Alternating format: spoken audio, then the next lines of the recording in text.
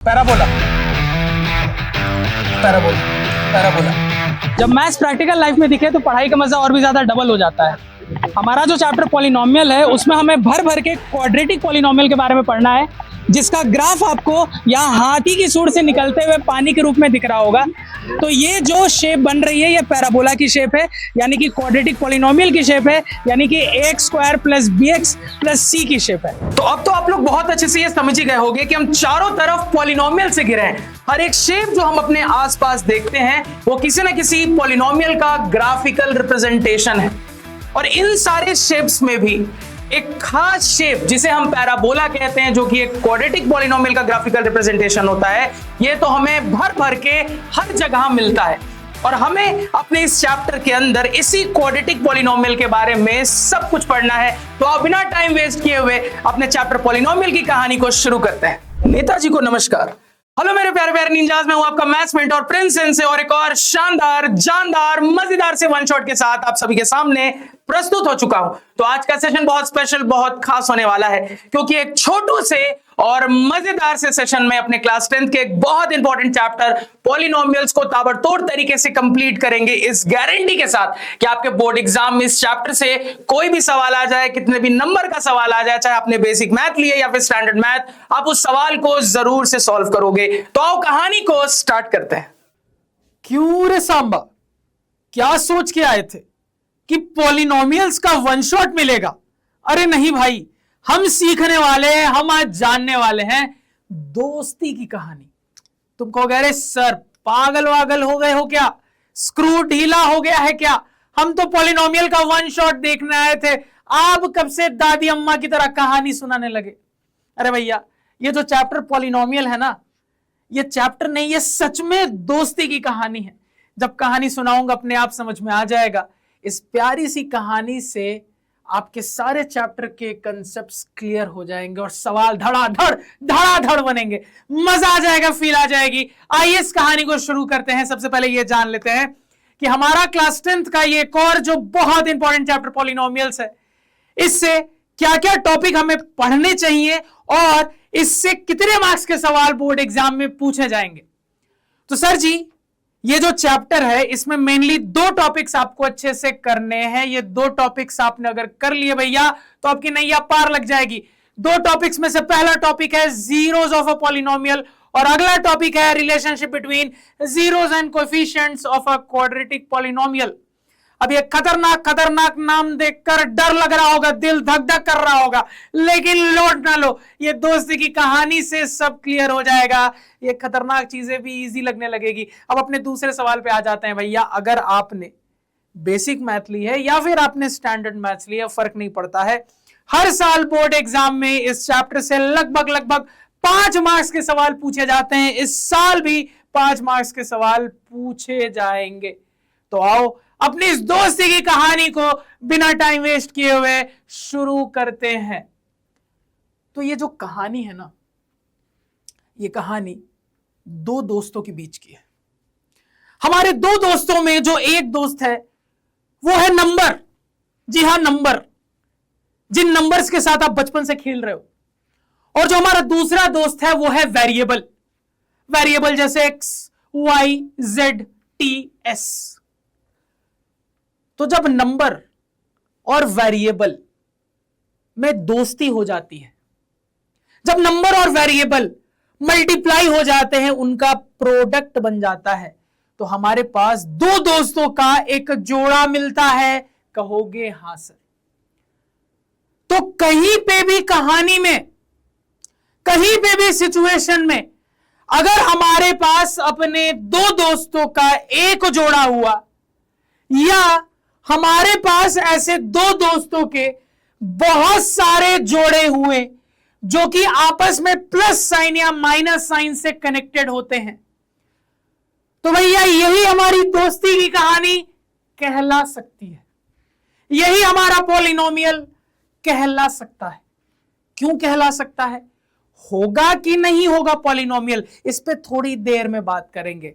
तो मोटा मोटी आपको बात समझ में आनी चाहिए कि सर, जब हमारे नंबर और वेरिएबल की दोस्ती होती है वो मल्टीप्लाई होते हैं सर जी। तो हमारे पास दो दोस्तों का एक जोड़ा मिलता है। भैया तो हमारे पास कहानी में दोस्तों का एक जोड़ा भी हो सकता है या फिर कहानी में दोस्तों के बहुत सारे जोड़े भी हो सकते हैं जो कि आपस में प्लस साइन या माइनस साइन से कनेक्टेड हो। तो या तो सिर्फ एक दोस्तों का जोड़ा हो या दोस्तों के बहुत सारे जोड़े हो जो कि आपस में प्लस या माइनस साइन से कनेक्टेड हो सर जी। तो यही दोस्तों की कहानी हो सकती है, यही पॉलिनोमियल हो सकता है। क्यों सर जी, कंफर्मेशन क्यों नहीं दे रहे? तो कंफर्मेशन इसलिए नहीं दे रहा क्योंकि हो सकता है ना कि दोस्ती के चेहरे के पीछे एक बहरूपिया छिपा हो, वो दोस्त आपको दिखाने के लिए बन रहा हो लेकिन हो असलियत में तुम्हारा दुश्मन। कहोगे हां सर, और मौका मिलता ही तुम्हारे पीठ पीछे खंजर घोंप दे। कहोगे हां सर, तुम्हें धोखा दे दे। कहोगे हां सर। इसलिए मैंने बोला था यह दोस्ती की कहानी हो भी सकती है, नहीं भी। क्या सच की दोस्ती है? क्या सच में दोस्ती है? दो कंडीशन है। अगर ये दोनों दोस्त मिलके ये दो कंडीशन फुलफिल करते हैं तभी कहेंगे कि भैया ये सच में दोस्त हैं और गड़बड़ नहीं है। तभी कहेंगे कि सर जी ये पॉलिनोमियल है, गड़बड़ नहीं है। क्या दो कंडीशन है? तो दोनों दोस्तों को एक एक कंडीशन फुलफिल करनी पड़ती है। दोनों दोस्त मेरे जोड़े के ये कंडीशन फुलफिल करते हैं तभी कहते हैं कि हाँ भैया तुम लोग सच्ची में दोस्त हो, एक दूसरे को धोखा नहीं दे रहे। क्या क्या कंडीशन है? पहले हमारे जोड़े में नंबर की बात कर लेते हैं। तो भैया जो नंबर है ना वो हमेशा एक रियल नंबर होना चाहिए। क्या याद रखोगे कि सर हमारे दोस्ती का जो जोड़ा होगा उसमें नंबर है, वेरिएबल है। हां सर। यही दोनों दोस्त है। हां सर। यही दोनों मल्टीप्लाइड फॉर्म में है। हां सर। तो जो नंबर है वो रियल नंबर होना चाहिए। ठीक है सर, एक कंडीशन नंबर वाली कंडीशन। अब वेरिएबल की भी एक कंडीशन है जो उसे फुलफिल करनी है कि भैया वेरिएबल के माथे की पावर हमेशा होल नंबर होनी चाहिए। वेरिएबल के माथे की पावर 0 हो सकती है या तो कोई पॉजिटिव इंटीजर हो सकती है, इसके अलावा कुछ भी अलाउड नहीं है। तो याद रखना वेरिएबल की माथे की पावर हमेशा कोई ना कोई होल नंबर होनी चाहिए और कोई भी पावर अलाउड नहीं है। तो अगर दोनों दोस्त मिलके हर बार हमारा ये दोस्तों का जोड़ा मिलके अगर ये कंडीशंस दोनों फुलफिल कर रहा होगा तभी कहेंगे ये सच्ची दोस्ती की कहानी है, तभी कहेंगे भैया पॉलिनोमियल है। मजा आया सुन के? कहोगे सर बहुत मजा आया। तो भैया अगर आपको यह बात समझ में आ गई है तो अब आप अपने एक्सप्रेशन को देख के पहचान सकते हो कि सच्ची मुच्ची की दोस्ती है या धोखेबाजी चल रही है। अब आप समझ गए हो कि पॉलिनोमियल कैसे पहचानना है। कहोगे हां सर। तो अगर मैं इस कहानी को यहां पे अप्लाई करो तो मैं कह दूंगा कि सर देखो, सबसे पहले यहां पे देखें तो दिख रहा है सर जी ये जो दोस्तों का जोड़ा है number variable, number real number है, थम्स अप। वेरिएबल की माथे की पावर होल नंबर है, थम्स अप। ये लोग सच्चे दोस्त हैं। आगे चलते हैं सर जी, आगे इनका कहिएगा number real number, thumbs up.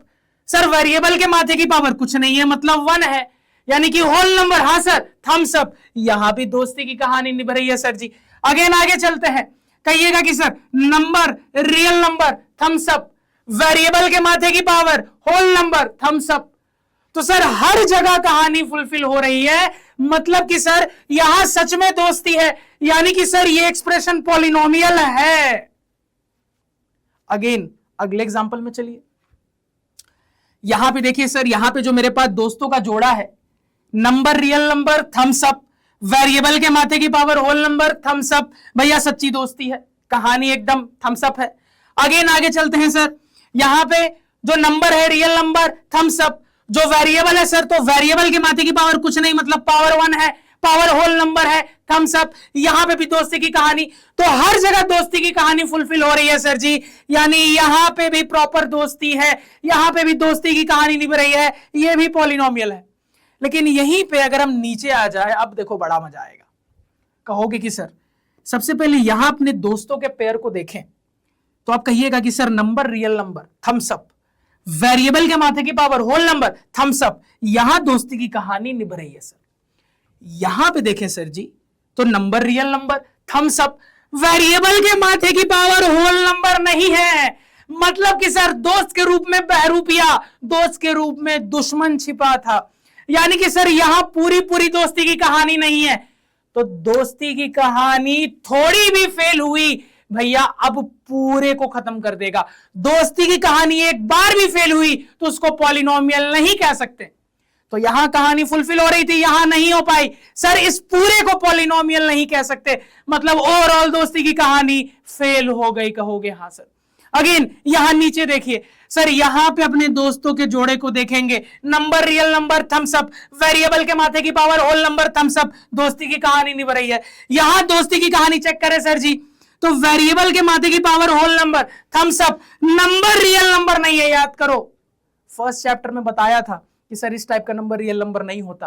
तो सर अगेन दोस्त के रूप में दुश्मन छिपा था। यहां पे भी कहानी फेल हो गई और सेंसेई ने सिखाया था कि भैया इस लंबे से एक्सप्रेशन में एक बार भी कहानी फेल हो गई भैया तो पॉलिनोमियल नहीं कह सकते, दोस्ती की कहानी नहीं कह सकते। ये भी पॉलिनोमियल नहीं है। पॉलिनोमियल पहचानना सीख गए क्या दोस्ती की कहानी में? हाँ सेंसेई सीख गए। तो भैया ये कंडीशन याद रखना, यानी कि मैथमेटिकली स्पीकिंग हमारा इस टाइप का जो एक्सप्रेशन होता है जहां पे आपको ऐसे दोस्तों के जोड़े या तो एक मिल जाए या एक से ज्यादा मिल जाए जो कि आपस में प्लस या माइनस साइन से कनेक्टेड हो, तो ये एक्सप्रेशन पॉलिनोमियल होगा कि नहीं होगा ये डिसाइड करने की ये दो कंडीशन है जो फुलफिल होनी चाहिए हर बार। एक बार भी कंडीशन फेल हो गई खेल खत्म, पॉलिनोमियल नहीं होगा। तो सर नंबर वाले पार्ट की कंडीशन ये है कि नंबर हमेशा रियल नंबर होना चाहिए। वेरिएबल वाले पार्ट की कंडीशन ये है कि वेरिएबल के माथे की पावर हमेशा एक होल नंबर होनी चाहिए, यानी कि या तो 0 होनी चाहिए माथे की पावर वेरिएबल की या फिर कोई पॉजिटिव इंटीजर होनी चाहिए। कहोगे हाँ सर बात समझ में आ गई, क्लियर हो गई। अब अगेन मेरी बात सुनना, इसको देखो। तो भैया मैंने बोला था ना कि आपकी दोस्ती की कहानी में यह भी हो सकता है कि दोस्तों के बहुत सारे जोड़े हो जो कि आपस में प्लस या माइनस साइन से कनेक्टेड हो, या यह भी हो सकता है सर सिर्फ एक ही जोड़ा हो, कोई दिक्कत नहीं भाई, एक जोड़ा हो या एक से ज्यादा जोड़े हो जो कि प्लस या माइनस से कनेक्टेड हो, कोई फर्क नहीं पड़ता है सर। तो एक जोड़ा वाले भी दोस्ती की कहानी बन सकती है। अब अगेन रूल वही है कि सर यहां तो एक ही जोड़ा है चेक करने के लिए, तो ठीक है सर चेक करते हैं। नंबर वाले पार्ट की बात करें तो कहिएगा कि हाँ सर रियल नंबर है, थम्स अप कंडीशन फुलफिल हो रही है। वेरिएबल के पार्ट को चेक करें सर तो वेरिएबल के माथे की पावर होल नंबर है, यहां भी थम्स अप कंडीशन फुलफिल हो रही है। तो सर एक ही जोड़ा है और दोस्ती की कहानी फुलफिल हो रही है, कंडीशन फुलफिल हो रहा है, यानी ये भी पॉलिनोमियल है। कहोगे हाँ सर बात समझ में आ गई, मजा आ गया, फील आ गई, फटाफट नोट डाउन कर लीजिए। अब देखो एक और इंटरेस्टिंग चीज, यहीं पे जानो यहीं पे समझो। सर यहां पे आप कहोगे कि सर x की पावर 0 लिखा था साथ में मल्टीप्लाइड फॉर्म में 7 के साथ, तो सर x की पावर 0 तो 1 होता है। हाँ सर, तो 7 इंटू 1 7 आ जाएगा। हाँ सर, तो मैंने ऐसे क्यों करके लिखा था? क्योंकि तुम कह सकते थे कि सर आपने तो बोला कि कहानी में या तो एक जोड़ा होगा या एक से ज्यादा जोड़े होंगे, लेकिन सर यहां तो जोड़ा ही नहीं है, ये तो अकेला नंबर है, तो दोस्ती की कहानी कैसे बनेगी? है कुछ हमारे ऐसे खास दोस्त होते हैं जो ऐसे तो रोज हमसे चिटचैट नहीं करते, लेकिन कभी भी उन दोस्तों की लाइफ में जरूरत होती है, बस एक मैसेज करने की देर है, हमारे लिए तुरंत खड़े हो जाते हैं। तो भैया ये उसी टाइप का है कि सर देखने में लग रहा है कि भाई अकेला है, लेकिन चूंकि यहां वेरिएबल एक्स यूज हो रहा है तो क्या मैं इसको ऐसा इमेजिन कर सकता हूं? कहोगे हाँ सर, तो ये जो इसका दोस्त है ना ये छिपा हुआ होता है, ये ज्यादा चिटचैट नहीं करता, जैसे ही भाई को जरूरत होती है इसका दोस्त इसके लिए खड़ा हो जाता है। तो जोड़ा यहां पे भी है लेकिन छिपा हुआ है, इसलिए शुरू में ऐसे करके लिख रहा था कि तुम्हें कंफ्यूजन ना हो। अब मैं इसको हटा सकता हूं क्योंकि अब तुम कहानी समझ चुके हो।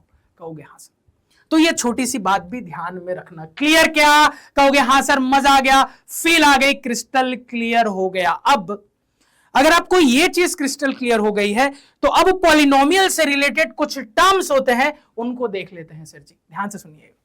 तो सर हमारे पास जो ऑप्शंस थे उन ऑप्शंस में से हमने देखा कि ये दोनों पॉलिनोमियल हैं, ये पॉलिनोमियल नहीं है क्योंकि सर यहां पे दोस्ती वाली कंडीशन फेल हो रही है।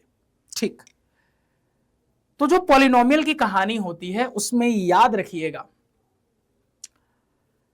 कि सर जो हमारे दोस्तों का जोड़ा होता है ना, जो हमारे दोस्तों का पेयर होता है उसको हम टर्म्स ऑफ ए पॉलिनोमियल कहते हैं। जैसे कि सर अगर इस पॉलिनोमियल में बात करें तो ये एक दोस्तों का जोड़ा यानी मेरे पॉलिनोमियल का ये एक टर्म, अगेन ये एक दोस्तों का जोड़ा यानी कि ये मेरे पॉलिनोमियल का एक और टर्म, अगेन सर ये दोस्तों का जोड़ा, अगेन ये मेरे पॉलिनोमियल का एक और टर्म छिपा हुआ है, याद रखना। हाँ सर समझ गए बात को, बिल्कुल सर। तो सर यही मेरे पॉलिनोमियल के टर्म्स कहला जाते हैं। बोलोगे कैसे? ये वाला टर्म, वो वाला टर्म, इधर वाला टर्म, उधर वाला टर्म, ऊटपटांग लग रहा है ना सर। अगर मैं एक बड़ी सी भीड़ में कहूं इधर आओ इधर आओ, तो भीड़ में सब सोचेंगे ना किसको बुला रहा है। इधर आओ करने से थोड़ी ना होता है भाई, नाम लेके बुलाओ या कुछ पर्टिकुलर चीज बताओ जो उसके पास है कि वही पर्टिकुलर इंसान समझे। तो जैसे मैंने बोला अरे भाई रेड मफलर वाले भैया प्लीज इधर आइएगा, तो समझ गया अच्छा रेड मफलर वाले भैया। तो ये टर्म वो टर्म करूंगा तो नहीं समझ में आएगा। तो टर्म पुकारने का एक तरीका होना चाहिए ना। हाँ सर, तरीका क्या होता है? वेरिएबल की मदद से पुकारते हैं। जैसे मैं इसको कैसे पुकारूंगा? एक्स स्क्वायर वाला टर्म है। अच्छा सर जी, इसको कैसे पुकारूंगा? एक्स की पावर 1 वाला टर्म है, या फिर कह लो सर एक्स वाला टर्म है। कहोगे हाँ सर जी। इसको कैसे पुकारते हैं सर जी? तो वेरिएबल एक्स यूज हो रहा है तो एक्स की पावर 0 वाला टर्म है, या फिर तुम इसको ऐसा भी कह सकते हो कांस्टेंट टर्म है, क्योंकि इसका एक और 2 छिपा हुआ है। तो बस आपको एक कांस्टेंट नंबर दिख रहा है, तो आप इस टाइप को या तो सीधे सीधे कांस्टेंट टर्म भी कह सकते हो या फिर वेरिएबल की पावर 0 वाला टर्म भी कह सकते हो। चूंकि यहां पे वेरिएबल एक्स है तो एक्स की पावर 0 वाला टर्म कह लो या कांस्टेंट टर्म कह लो। कहोगे हाँ सर बात समझ में आई।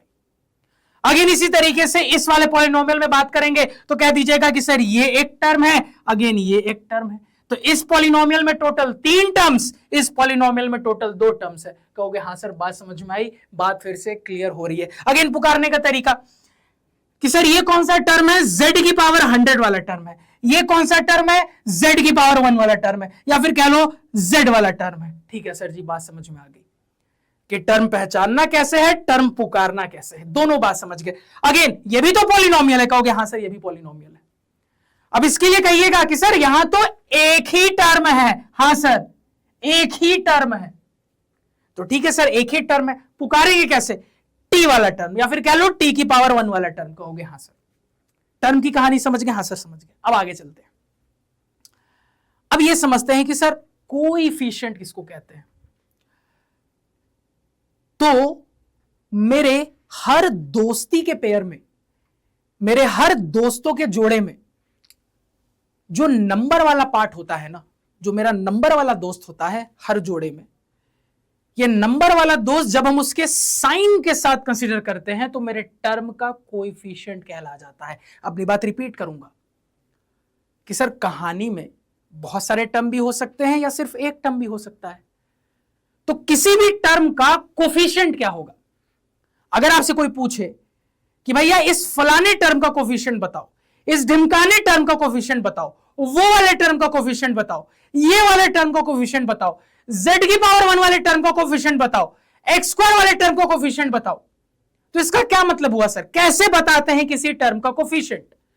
तो जो भी टर्म है सर, वो जो दोस्तों का जोड़ा है उसमें जो आपका नंबर वाला दोस्त है, जब वो हम साइन के साथ बताते हैं वही मेरे टर्म का कोएफिशिएंट हो जाता है। मतलब कि सवाल में समझना, जैसे मान लो मैंने आपसे कहा कि यार इस वाले पॉलिनोमियल में आप मेरे को एक्स स्क्वायर वाले टर्म का कोएफिशिएंट बताओ, तो सर ये जोड़े में नंबर वाला पार्ट ये है, और यह हिडन वे में साइन क्या है सर?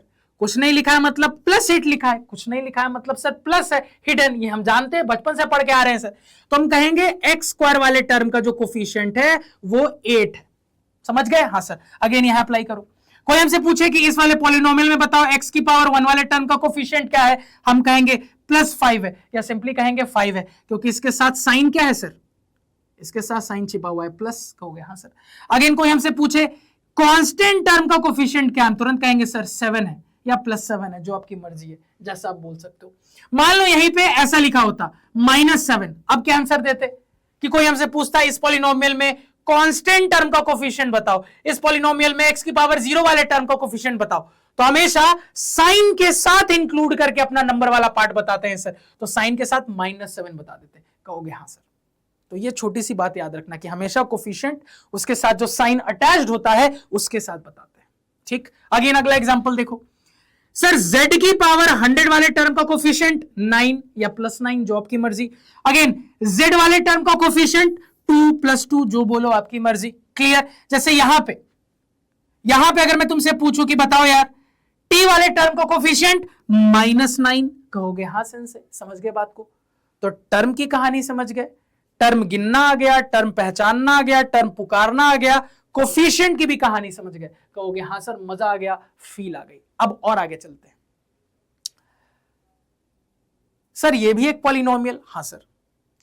ये भी एक पॉलिनोमियल, हाँ सर। ये भी एक पॉलिनोमियल, हाँ सर। तो दोस्तों की कहानी ये भी है, दोस्तों की कहानी ये भी है, दोस्ती की कहानी ये भी है। अब किस कहानी की मैं बात कर रहा हूं ये मैं कैसे पता करूंगा कि यार वो याद है वो वाले गांव में जो दोस्तों की कहानी थी यार कितनी अच्छी थी, तो बताना पड़ेगा ना। अच्छा वो फलाने गांव की बात हो रही थी। अच्छा वो पटना वाले जो हमारे दोस्त थे उसकी कहानी पता है यार कितनी अमेजिंग थी, वो दोस्त बड़े गजब के थे, कहोगे हाँ सर।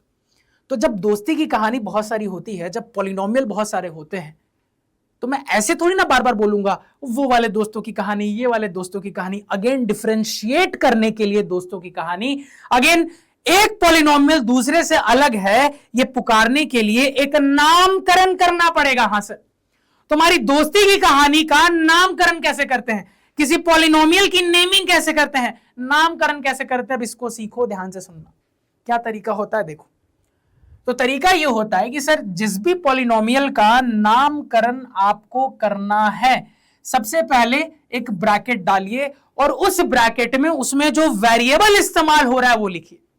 अब जैसे इस पॉलिनोमियल का नामकरण करना है सर, तो यहां क्या वेरिएबल इस्तेमाल हो रहा है, x, तो ब्रैकेट के अंदर x लिख देंगे। जैसे मान लो इस पॉलिनोमियल का नामकरण करना होता तो क्या करेंगे सर, ब्रैकेट के अंदर z लिख देंगे क्योंकि यहां इस्तेमाल होने वाला वेरिएबल z है।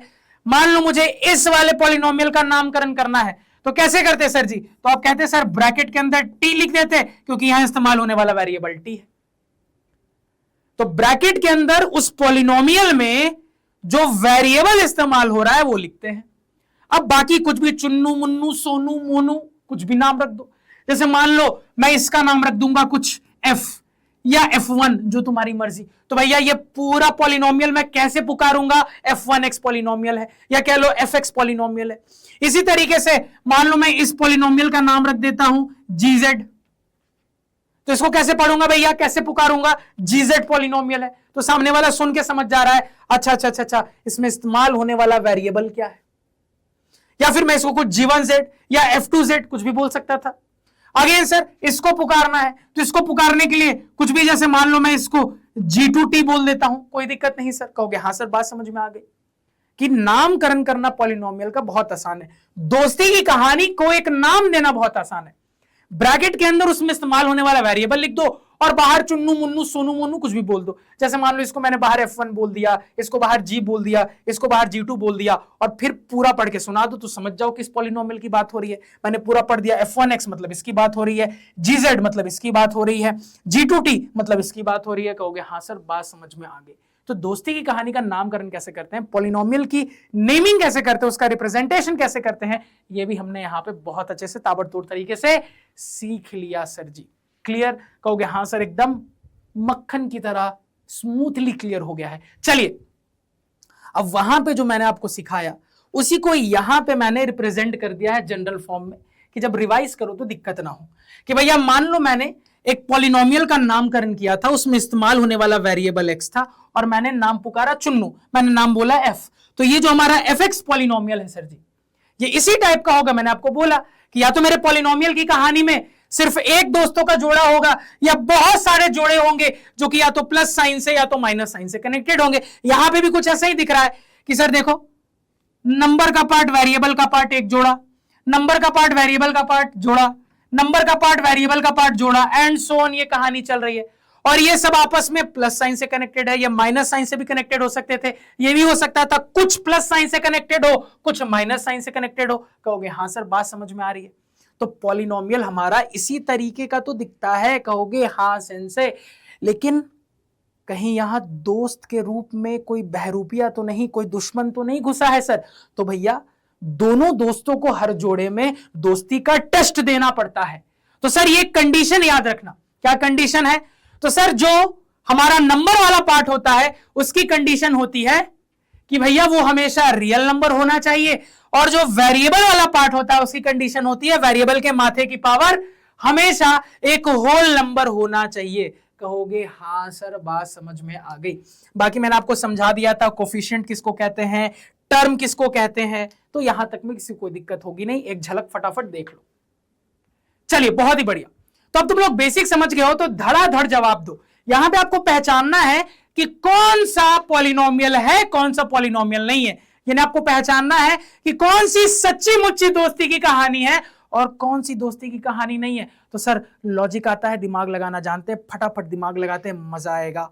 ध्यान से सुनना। देखो तो अब तुरंत यहां पे कहिएगा कि सर सबसे पहला वाला क्या है। सबसे पहला वाला है sir 2z² by 5 plus z। अब यहां पे सर जी अगर हम देखें तो ठीक है सर, दो टर्म्स वाला है ये। अब पॉलिनोमियल है कि नहीं, तो हर जगह दोस्ती की कहानी टेस्ट होगी। कहोगे हाँ सर बिल्कुल होगी।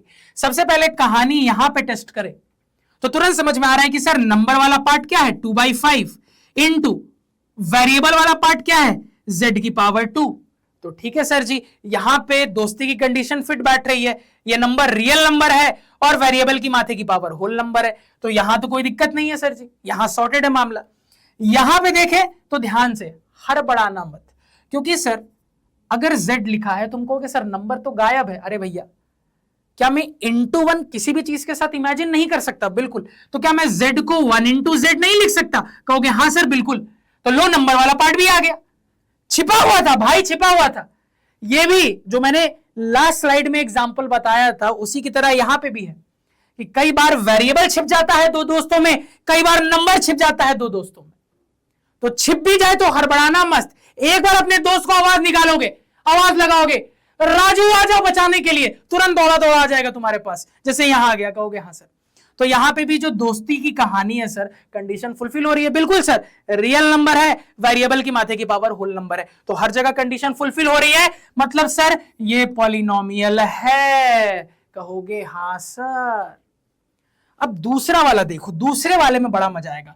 दूसरा वाला क्या है? दूसरा वाला है 1 divided by y² minus 3y plus 8। अब देखो बड़े मजे की चीज, अगर सिर्फ ये लिखा होता y² माइनस 3y प्लस 8 तब तो हम तुरंत कहते कि सर देखो दोस्ती की कहानी कंडीशंस के साथ यहां पे भी निभ रही है, अच्छी बात है, यहां पे भी निभ रही है, अच्छी बात है, यहां पे भी निभ रही है, अच्छी बात है सर, तब मैं इसको पॉलिनोमियल कह देता। लेकिन यहां पे 1 करके बोल दिया तो 1/a को a की पावर -1 लिख सकते हैं, हमने पढ़ा है। तो इसी को मैं ऐसा लिख सकता हूं sir y² minus 3y plus 8 whole की पावर -1। क्या मैं ऐसा लिख सकता हूं इसी को? कहोगे हाँ सर बिल्कुल लिख सकते हैं। अब जैसे ही मैंने इस चीज को ऐसा लिख दिया तो अब समझना सर 3 टर्म पे पावर -1, इसका एक्सपेंशन कैसा होगा मुझे नहीं पता भाई। कहीं पे अगर होल स्क्वायर रहता तो हम एक्सपैंड करके लिखना जानते हैं, होल क्यूब रहता है एक्सपैंड करके लिखना जानते हैं। सर पावर -1 को एक्सपैंड कैसे करना है सर? ये तो हमारे सिलेबस में नहीं है, नहीं पढ़ना है। बात आपकी सही है, आपके सिलेबस में नहीं है, नहीं पढ़ना है, लेकिन ये सवाल आपके सिलेबस में है। तो सर एक्सपैंड क्या होगा ये नहीं पता, लेकिन ये जरूर पता है कि सर अगर ये 3 टर्म वाले एक्सप्रेशन पे होल पावर -1 है तो ये -1 का इंपैक्ट हर जगह आएगा। कहोगे हाँ सर ये तो बात सही है, -1 का इंपैक्ट हर जगह तो आएगा। तो अगर -1 का इंपैक्ट हर जगह आएगा तो अल्टीमेटली पावर में मुझे माइनस दिखने लगेगा, क्योंकि माइनस को लेट से मैं इससे मल्टीप्लाई करता हूं तो प्लस माइनस ओवरऑल माइनस आ रहा है पावर। अगेन इस पावर -1 को पावर 1 से मल्टीप्लाई करता हूं, पावर फिर से -1 आ रहा है सर जी। तो कुछ समझ में आ रहा है कि सर सबके लिए श्योर नहीं हूं, लेकिन यह पक्की बात है कि चूंकि पावर जो है सर ये -1 है ओवरऑल, तो इसका जब इंपैक्ट पड़ेगा तो ये इन वेरिएबल्स की पावर को नेगेटिव बनाएगा, और वेरिएबल की पावर नेगेटिव हो गई मतलब दोस्ती की कंडीशन ब्रेक हो गई। कंडीशन क्या थी सर दोस्ती की? तो एक रियल नंबर वाली कंडीशन थी और एक थी वेरिएबल की पावर होल नंबर होनी चाहिए। अब सर अगर पावर नेगेटिव हो गई वेरिएबल की तो वेरिएबल की पावर होल नंबर तो रही नहीं। कहोगे हाँ सर, तो कंडीशन ब्रेक हो गई, इसलिए सर जी ये तो पॉलिनोमियल नहीं होगा। तो थोड़ा सा इंटरेस्टिंग टाइप का सवाल था, लॉजिक समझ जाना, लॉजिक इंपॉर्टेंट है सर जी, डिटेल में जाने की जरूरत नहीं है, बस सोचने का लॉजिक इंपॉर्टेंट है। क्योंकि देखो अगर एक्सपैंडेबल होता जैसे होल स्क्वायर होल क्यूब तब तो आप एक्सपैंड करके लिख देते और आराम से एक एक करके चेक कर लेते। लेकिन -1 पावर का एक्सपेंशन तो तुम नहीं जानते हैं ना, तुम्हारे सिलेबस में नहीं है, 11th में जाके पढ़ोगे बाइनोमियल थ्योरम में, 10th में तो नहीं है ना। तो 10th में हल्का क्या लॉजिक लगा सकते हो, तो 10th लेवल पे तुम ये वाला लॉजिक लगा के अपना आंसर दे सकते हो। इंपॉर्टेंट क्वेश्चन सर जी। चलिए थर्ड सवाल पे आ जाते हैं सर। थर्ड सवाल क्या है, 2x² - 3√x + 7। अब देखो यहां पे मजा आएगा। तो सर यहां पे अगर मैं अपने दोस्ती का जोड़ा देखूं तो रियल नंबर है, पावर होल नंबर है वेरिएबल की, यहां सही है सर। अगेन यहां पे मान लो देखूंगा तो 7 के साथ इसका दोस्त छिपा हुआ है, वेरिएबल x यूज हुआ है, तो मैं इसको इंटू x की पावर 0 लिख सकता हूं, कहोगे हाँ सर। तो ठीक है सर, रियल नंबर है, वेरिएबल के माथे की पावर होल नंबर है, यहां पे भी दोस्ती निभ रही है सर, कोई दिक्कत नहीं। प्रॉब्लम यहां हो गई, क्यों प्रॉब्लम यहां हो गई सर, क्योंकि आप यहां पे कहिएगा कि सर रियल नंबर है और इंटू √x है, √x का मतलब हो गया x की पावर 1/2, तो वेरिएबल के माथे की पावर होल नंबर नहीं है सर, दोस्ती टूट गई, यहां कंडीशन फुलफिल नहीं हो रही है। तो मैंने क्या बोला था, एक जगह भी प्रॉब्लम हुई तो पॉलिनोमियल नहीं कह सकते, पॉलिनोमियल नहीं होगा। मजा आया, हाँ सर आया। अब आगे आ जाते हैं, सबसे पहले इसको देखते हैं। कहोगे सर सिर्फ 9 लिखा है, सिर्फ 9 लिखा है, अब यहां क्या वेरिएबल यूज हुआ है मुझे तो पता नहीं। यहां पे अगर मैं सिर्फ 9 लिख दूं, क्या वेरिएबल यूज हुआ है मुझे तो पता नहीं सर। ठीक है, मान लो मैंने तुमको बता दिया, मान लो तुमको मैंने बता दिया वेरिएबल यूज हुआ है y, तो अगर मैंने बता दिया वेरिएबल यूज हुआ है y, तो तुम इसको ऐसे लिख सकते हो 9 इंटू y की पावर 0। अब तो मामला सॉर्ट है, हाँ सर बिल्कुल मामला सॉर्ट है।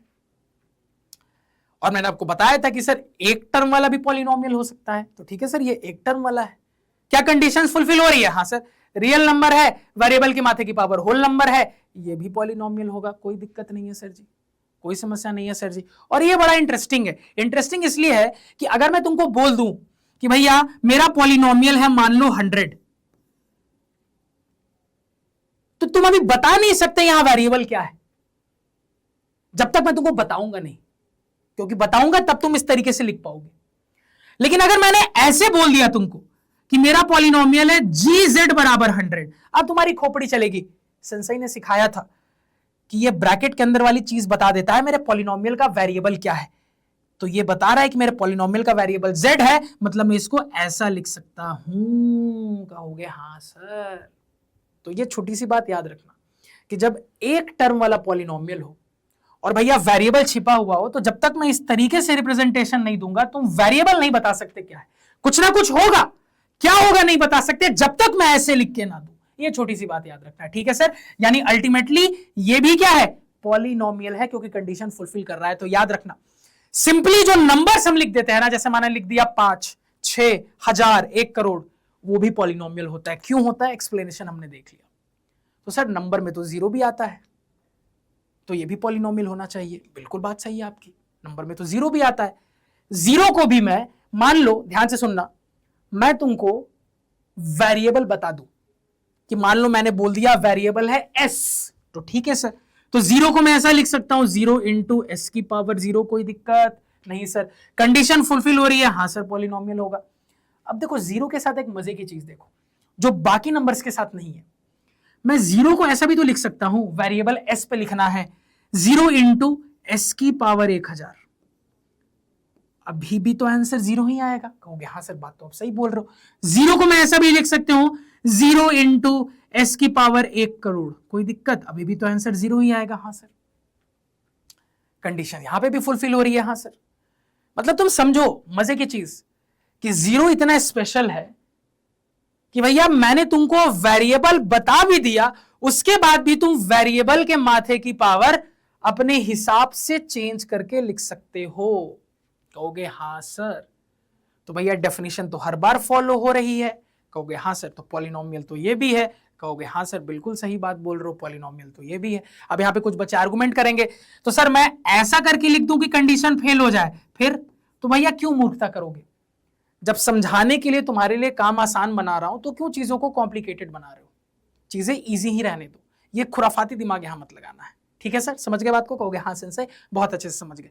तो 0 भी पॉलिनोमियल है, याद रखना हर एक नंबर पॉलिनोमियल है, हर एक नंबर पॉलिनोमियल होता है। क्यों होता है, एक्सप्लेनेशन में देख लिया। 0 के साथ क्या स्पेशल सीन बनता है ये भी हमने देख लिया, क्लियर? कहोगे हाँ सर क्रिस्टल क्लियर। यानी कि सर इतने सारे ऑप्शंस में से पहला वाला पॉलिनोमियल निकला, चौथा वाला पॉलिनोमियल निकला, बाकी कोई भी पॉलिनोमियल नहीं है। आगे चलते हैं sir ji, degree of a polynomial. अब बहुत मजे की चीज आई सर, पॉलिनोमियल क्या है? दोस्ती की कहानी। अब दोस्ती की जो मेरी कहानी है, इस कहानी में बहुत सारे दोस्तों के जोड़े भी हो सकते हैं या कोई एक जोड़ा भी हो सकता है। हाँ सर, हमारे पॉलिनोमियल में बहुत सारे टर्म भी हो सकते हैं या एक टर्म भी हो सकता है। तो मुद्दा यह है कि सर जब दोस्ती की कहानी में इतने सारे दोस्तों के जोड़े हैं तो कई बार एक लड़ाई हो सकती है दोस्तों के बीच में। कोई बोलेगा हमारी दोस्ती ज्यादा मजबूत है, उधर से कोई बोलेगा नहीं नहीं नहीं हमारी दोस्ती ज्यादा मजबूत है। वो बोलेगा अरे नहीं नहीं नहीं नहीं, अरे तुम लोग तो कहीं नहीं हो, हमारी दोस्ती ज्यादा पुरानी है, ज्यादा मजबूत है। तो सर जब एक दोस्ती की कहानी होती है तो उस दोस्ती की कहानी में किसकी दोस्ती की क्या डिग्री है यह पता करना बड़ा मुश्किल हो जाता है। किसकी दोस्ती ज्यादा मजबूत है, ज्यादा गहरी है, यह पता करना मुश्किल हो जाता है। तो मैथमेटिशियंस ने इस दोस्ती की कहानी के लिए एक रूल बना दिया कि कभी भी तुमसे एक पॉलिनोमियल में अगर दोस्ती की डिग्री पूछी जाए, यानी कि पॉलिनोमियल की डिग्री पूछी जाए कि किसकी दोस्ती ज्यादा मजबूत, ज्यादा पुरानी, ज्यादा अच्छी, तो यह पहचानने का तरीका क्या है? तो जो भी दोस्तों के जोड़े हैं उनको एक एक करके देखिए।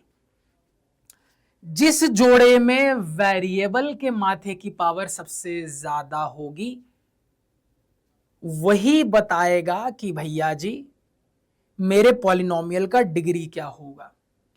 यानी कि वहां से आपको पता चल गया कि मेरे पूरे पॉलिनोमियल के अंदर सबसे ज्यादा गहरे दोस्त कौन है, उनकी डिग्री क्या है। तो याद रखना कि कभी भी एक पॉलिनोमियल की डिग्री निकालनी होती है तो आपको उस पूरे पॉलिनोमियल में एक एक टर्म करके देखना है कि भैया किस सिचुएशन में वेरिएबल की सबसे ज्यादा पावर है।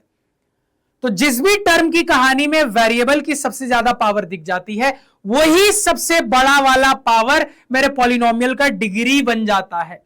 यानी कि सर जी कभी भी यह पता करना हो कि मेरी दोस्ती की कहानी में सबसे गहरी दोस्ती किसकी है, मेरी दोस्ती की कहानी में सबसे अच्छे दोस्त कौन है, तो भैया वो वाला पेयर चुनेंगे जिस पेयर में वेरिएबल के माथे की पावर सबसे ज्यादा हो, और वही नंबर मेरे दोस्ती की डिग्री कहला जाती है, वही मेरे पॉलिनोमियल की डिग्री कहला जाती है। यानी कि सर अगर मैं इस कंसेप्ट को यहां पे अप्लाई करूं तो ध्यान से सुनना। तो डेफिनेशन जो मैंने आपको बताई लिखी है कि पॉलिनोमियल की डिग्री कैसे निकालते हैं, तो highest power of variable that is observed. तो आपको अपने पूरे पॉलिनोमियल को ऑब्जर्व करना है और एक एक टर्म वाइज करके देखना है कि कहां मुझे वेरिएबल की सबसे ज्यादा पावर दिखी। तो जहां वेरिएबल की सबसे ज्यादा पावर दिखी वही जो सबसे बड़ी वाली पावर दिखी वेरिएबल की, वही सबसे बड़ी वाली पावर, वही नंबर मेरे पूरे पॉलिनोमियल का डिग्री कहला जाता है। समझ गए? वही मेरे दोस्ती की डिग्री कहला जाती है। जैसे इस पॉलिनोमियल के लिए दोस्ती की डिग्री क्या होगी, तो आप कहिएगा कि सर यहां पे अगर मैं इस वाले में देखूं तो यहां पे वेरिएबल के माथे की पावर 1 है और यहां पे सर छुपा हुआ है दोस्त, तो यहां वेरिएबल के माथे की पावर 0 है। तो सर कंपैरिजन में सारे दोस्तों के पेयर में सबसे ज्यादा वेरिएबल का पावर कहां दिखा, यहां दिखा सर जी। तो वही जो सबसे बड़ा वेरिएबल का पावर होता है वही मेरे पॉलिनोमियल का डिग्री, वही मेरे दोस्तों की डिग्री कहला जाता है। तो भैया इन दोनों में यही सबसे गहरे दोस्त हैं और इनके दोस्ती की डिग्री क्या है, 1 है। कहोगे हाँ सर। अगेन इसी तरीके से इसको देखो, पॉलिनोमियल जी वाई, तो वेरिएबल वाई वाला पॉलिनोमियल है। यहां पे आप कहिएगा कि सर अगर इधर देखा जाए तो वेरिएबल के माथे की पावर 2 है, इधर देखा जाए वेरिएबल के माथे की पावर 1 है, इधर देखा जाए तो वेरिएबल के माथे की पावर 0 है। तो सर जी हर एक दोस्तों के पेयर को मैंने देखा, सबसे ज्यादा वेरिएबल की पावर यहां दिखी सर जी, यानी यही मेरे दोस्ती की डिग्री हो जाएगी, यही सबसे पुराने दोस्त है। और हमारे दोस्ती की डिग्री, पॉलिनोमियल की डिग्री क्या हो गई सर, 2 हो गई। कहोगे हाँ सर। इसी तरीके से अब इसको देख लेते हैं। अब इसको देखेंगे तो कहिएगा कि सर इसको रिप्रेजेंटेशन को देख के पता लग रहा है कि यहां यूज होने वाला वेरिएबल टी है, यानी कि मैं इसको ऐसा लिख सकता हूं। कहोगे हाँ सर अभी आपने ये सिखाया है।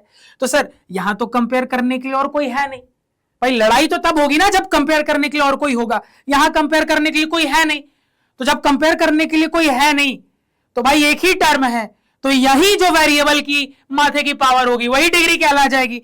तो सर जी वेरिएबल के माथे की पावर 0 है तो यही डिग्री हो गई। कहोगे हाँ सेंस सही बात है। अगेन जीरो को देखो, अब बहुत इंटरेस्टिंग, बहुत मजा आएगा।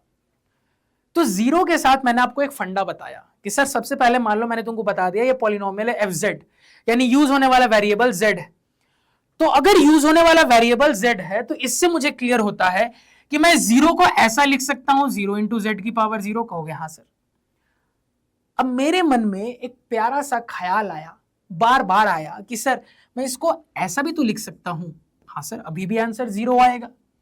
सर मैं इसको ऐसा भी तो लिख सकता हूं, अभी भी आंसर जीरो आएगा।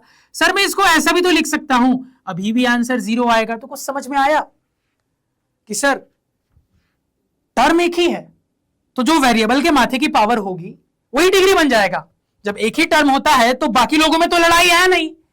तो भाई जब लड़ाई है नहीं, एक ही पेयर है, तो जो वहां पे वेरिएबल के माथे की पावर वही पॉलिनोमियल की डिग्री, वही दोस्ती की डिग्री।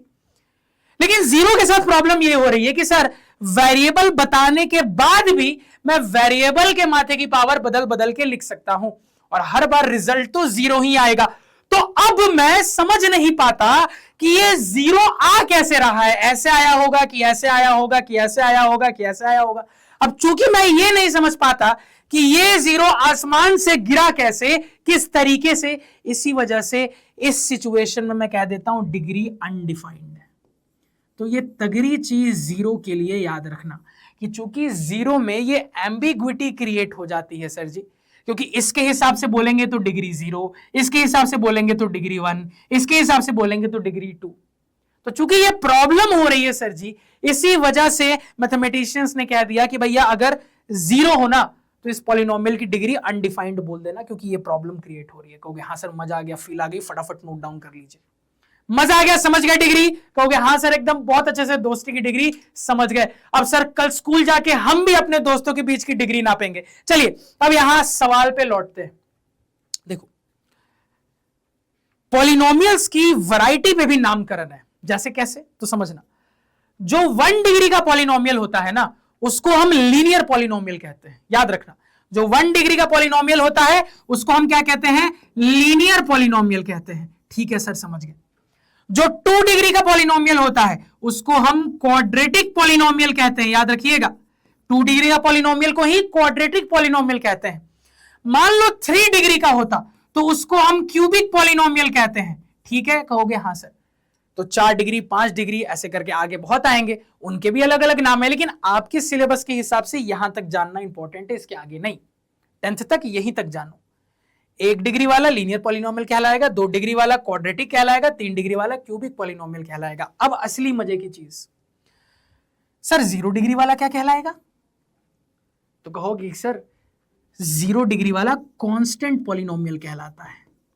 और ये बहुत अच्छे से आपको क्लियर भी हो रहा होगा कि सर जो भी 0 डिग्री वाला पॉलिनोमियल होता है वो सिंपली एक कांस्टेंट होता है। क्लियर हो रहा है ना? वो सिंपली क्या होता है सर? एक कांस्टेंट नंबर होता है। तो इसका नाम बहुत अच्छे से जस्टिफाई हो रहा है। कहोगे हाँ सर बात तो सही है कि चूंकि 0 डिग्री वाला पॉलिनोमियल हमेशा एक कांस्टेंट नंबर रहेगा, इसलिए इसका नाम पड़ गया कांस्टेंट पॉलिनोमियल। तो याद रखना 0 डिग्री वाला पॉलिनोमियल कांस्टेंट पॉलिनोमियल। अगर 0 है तो सर इसको क्या बोलेंगे? तो याद रखना सर है तो ये भी कांस्टेंट, तो इस लॉजिक से तो ये भी कांस्टेंट पॉलिनोमियल होना चाहिए था। नहीं, नाम डिग्री के हिसाब से रखा गया है, तो हर जगह लॉजिक मत लगाओ। 0 डिग्री है यानी सिंपली नंबर है, कांस्टेंट पॉलिनोमियल। लेकिन 0 को अलग कैटेगरी में डाल दिया गया, क्योंकि 0 स्पेशली के लिए चूंकि डिग्री अनडिफाइंड हो गई, तो भैया इसका नाम ही रख दिया गया 0 पॉलिनोमियल। क्या नाम रख दिया गया भैया? 0 पॉलिनोमियल। क्लियर हो गया? कहोगे हाँ सर क्लियर हो गया, बहुत अच्छे से क्रिस्टल क्लियर हो गया। अगेन नंबर ऑफ टर्म्स के बेसिस पे भी डिवीजन है। ये डिवीजन आपने देखा डिग्री के बेसिस पे, नंबर ऑफ टर्म्स के बेसिस पे भी डिवीजन है कि मान लो मेरे पॉलिनोमियल में सिर्फ एक टर्म है, जैसे यहां देखो सिर्फ एक टर्म है, तो क्या बोलेंगे? मोनोमियल। मोनो मतलब 1 होता है। मान लो 2 टर्म है, जैसे यहां 2 टर्म है, तो क्या बोलेंगे? ऐसे वाले को हम बोलेंगे बाइनोमियल। मान लो 3 टर्म है तो इसको क्या बोलेंगे सर जी? तो 3 टर्म है तो बोलेंगे ट्राइनोमियल, एंड सो ऑन। आगे कहानी चलेगी, लेकिन आगे से आपको मतलब नहीं है, 3 तक याद रखना। तो सर पॉलिनोमियल्स का डिवीजन भी हमने देख लिया, डिग्री के बेसिस पे भी और नंबर ऑफ टर्म्स के बेसिस पे भी। मजा आया कि नहीं? कहोगे हाँ सेंसे फील आ गई, मजा आ गया। क्या धुआंधार लेक्चर चल रहा है। अब इसी धुआंधार लेक्चर में आगे चलते हैं, आ जाते हैं वैल्यू ऑफ अ पॉलिनोमियल पे। क्या होता है वैल्यू ऑफ अ पॉलिनोमियल। तो बहुत आराम से सुनना और समझना क्या है वैल्यू ऑफ अ पॉलिनोमियल। कोई एक पॉलिनोमियल उठा लो चीजों को समझने के लिए। मान लो मैंने अपना ये पॉलिनोमियल उठाया fx is equal to 3x + 5। तो डेफिनेशन कहती है कि सर आपका जो भी पॉलिनोमियल है वहां पे जब मैं वेरिएबल की जगह पे कोई रियल नंबर पुट करूंगा और फिर सिंप्लीफाई करूंगा, तो सिंप्लीफाई होने के बाद जो वैल्यू आएगी वही कहला जाता है value of the polynomial at that real number. क्या मैंने बोला कि सर मान लो मेरे पास कोई पॉलिनोमियल है, मुझे इस पॉलिनोमियल की वैल्यू निकालनी है, तो भैया वेरिएबल की जगह पे मैं कोई रियल नंबर पुट करूंगा, तो उस हिसाब से सिंप्लीफाई करूंगा तो पॉलिनोमियल की कोई वैल्यू आएगी। जैसे मान लो मैं x की जगह पे कोई रियल नंबर 0 डाल देता हूं, तो x की जगह पे 0 पुट करूंगा तो मेरे पॉलिनोमियल की सिंप्लीफिकेशन के बाद एक वैल्यू आएगी, तो मैं कहूंगा कि यही value of polynomial at x is equal to 0। मान लो मैं x की जगह पे 10 पुट करूंगा, तो x is equal to 10 put करूंगा, फिर से पॉलिनोमियल की कोई वैल्यू आएगी, तो मैं कहूंगा ये है value of the polynomial at x is equal to 10। Again मान लो मैं x को 100 पुट करूंगा, सिंप्लीफाई करूंगा, पॉलिनोमियल की कोई वैल्यू आएगी। जैसे मान लो एक करके दिखा देता हूं, x की जगह पे 100 पुट किया तो मेरे पॉलिनोमियल की वैल्यू क्या आ गई, तो सर x की जगह पे 100 डालेंगे तो मेरे पास निकल के आ रहा है वैल्यू ऑफ द पॉलिनोमियल 305। तो मैं कहूंगा कि मेरी वैल्यू ऑफ द पॉलिनोमियल है 305 at x is equal to 100। तो वैल्यू ऑफ द पॉलिनोमियल अलग अलग आ सकती है, डिपेंड करेगा कि आप वेरिएबल की जगह पे कौन सा रियल नंबर पुट कर रहे हो। तो समझ गए पॉलिनोमियल की वैल्यू कैसे आती है, पॉलिनोमियल की वैल्यू कैसे निकलती है। कहोगे हाँ सेंसेई बहुत अच्छे से समझ गए। तो ये क्लियर हो गया कि एक पॉलिनोमियल की बहुत सारी डिफरेंट वैल्यू आ सकती है। ये इस बात पे डिपेंड करेगा कि भैया आप उस पॉलिनोमियल में वेरिएबल की जगह पे कौन सा रियल नंबर पुट कर रहे हो, क्योंकि आप जैसा भी रियल नंबर वेरिएबल की जगह पे पुट करके सिंप्लीफाई करोगे उस हिसाब से एक पॉलिनोमियल की वैल्यू निकल के आ जाएगी। और वही चीज यहां अंग्रेजी में मैंने बोल दी है कि भैया if fx is a polynomial and let's say alpha be any real number, then f alpha is called the value of the polynomial at x is equal to alpha. यही तो मैंने बोला कि मान लो fx कोई पॉलिनोमियल है, alpha कोई रियल नंबर है, तो जब मैं वेरिएबल की जगह पे अपने रियल नंबर को पुट करूंगा तो जो मेरे पॉलिनोमियल की वैल्यू निकल के आएगी वही कहलाएगा value of the polynomial at x is equal to alpha. यही तो मैंने समझाया। कहोगे हाँ सर, और रिप्रेजेंट कैसे करते हैं, ऐसे करते हैं, आपको दिखाया कि भैया जब आप वेरिएबल की जगह पे रियल नंबर पुट कर दोगे तो ये कुछ ऐसा रिप्रेजेंटेशन दिखेगा। तो बस इसी चीज को ऐसा बोल दिया कि जब आप वेरिएबल की जगह पे रियल नंबर अल्फा पुट कर रहे हो तो ये कैसा दिखने लगेगा, ऐसा दिखने लगेगा। x की जगह पे अल्फा आ गया तो ये f अल्फा बन गया, तो यही f अल्फा तो दे रहा है आपको वैल्यू ऑफ द पॉलिनोमियल। कहोगे हाँ सर, तो value of the polynomial at x is equal to alpha. तो हमेशा जब वैल्यू ऑफ पॉलिनोमियल की बात करते हैं तो किस वेरिएबल की वैल्यू पे है वो करते हैं, वैसे हवा में नहीं बोल सकते, क्योंकि वैल्यू ऑफ द पॉलिनोमियल 305 आ रहा है, 300 भी आ सकता है, 1000 भी आ सकता है, -1000 भी आ सकता है, 0 भी आ सकता है। तो बस इतना नहीं बोल सकते ना कि भैया वैल्यू ऑफ द पॉलिनोमियल ये भी है, ये भी है, ये भी है, ये भी है, हमें बोलना पड़ेगा अच्छा ये वैल्यू है जब मैं वेरिएबल की जगह पे ये पुट कर रहा हूं तो at x is equal to this. ये वैल्यू ऑफ द पॉलिनोमियल है at x is equal to this. ये वैल्यू ऑफ द पॉलिनोमियल है at x is equal to this. कहोगे हाँ सर बात समझ में आ गई, वैल्यू ऑफ द पॉलिनोमियल समझ गए और रिप्रेजेंट करने का तरीका भी हम समझ गए। कहोगे हाँ सर कि लेट से मुझे निकालना है value of the polynomial fx at x is equal to 100, तो x की जगह पे 100 पुट करना है, मतलब क्योंकि क्या दिया ना कि वैल्यू निकालिए पॉलिनोमियल की at x is equal to 100, मतलब वेरिएबल की जगह पे 100 पुट करना है। तो वेरिएबल की जगह पे 100 पुट करोगे तो रिप्रेजेंटेशन ऐसा हो गया f100, यही f100 देगा value of the polynomial at x is equal to 100। और कैसे निकलेगा, वेरिएबल की जगह पे according to the requirement x को 100 पुट किया सर जी, सिंप्लीफाई किया, ये आ गया मेरा वैल्यू ऑफ द पॉलिनोमियल। समझ में आया क्या? कहोगे हाँ सर बहुत अच्छे से आ गया। अब देखो एक सवाल को सॉल्व करो और अच्छे से क्लैरिटी मिलेगी। जैसे मान लो ये सवाल है, पॉज करके वीडियो तुम भी ट्राई करो कि सर मान लो मुझे एक पॉलिनोमियल दे दिया गया है fx is equal to 2x square minus 3x minus 2। अब मुझे क्या निकालना है, f1 f2 f minus 2 f minus 1/2। इसका मतलब क्या है, तो ये देख के ही तुरंत तुमको समझ में आया, लास्ट वाली स्लाइड याद आई कि सर ये लिख दिया, मतलब इनडायरेक्टली कह रहा है find the value of polynomial F X at X is equal to 1। इसको देख के समझ में आ रहा है? अच्छा सर, मुझसे पूछा जा रहा है value of the polynomial F X at X is equal to 2। अच्छा सर, मुझसे पूछा जा रहा है value of the polynomial F X at X is equal to -2। मुझसे पूछा जा रहा है value of the polynomial F X at X is equal to -1/2। कहोगे हाँ सर। तो इनको पढ़ के मेरे को समझ में आ रहा है कि indirectly value of the polynomial पूछा जा रहा है। किस किस वेरिएबल की वैल्यू पे, ये ब्रैकेट के अंदर देख के समझ में आ गया। तो सवाल हर बार आपको ऐसा नहीं बोलेगा find the value of the polynomial F X at X is equal to 1 या फिर find the value of polynomial F X at X is equal to 2। सवाल ऐसे इनडायरेक्टली नोटेशन फॉर्म में भी दे सकता है। नोटेशन सिखाया है, समझ जाना तुम देख कर। कहोगे हाँ सर। तो धड़ाधड़ निकालते हैं। सबसे पहले f1 निकालना है। तो एफ एक्स क्या है सर? तो एफ एक्स पॉलिनोमियल है हमारा 2x square minus 3x minus 2। मुझे क्या निकालना है? Value of the polynomial at x is equal to 1। ठीक है सर, इसी को f1 कहेंगे। तो x की जगह पे 1 डालेंगे सर, तो ये हो जाएगा 2 इंटू 1 का स्क्वायर माइनस 3 इंटू 1 माइनस 2।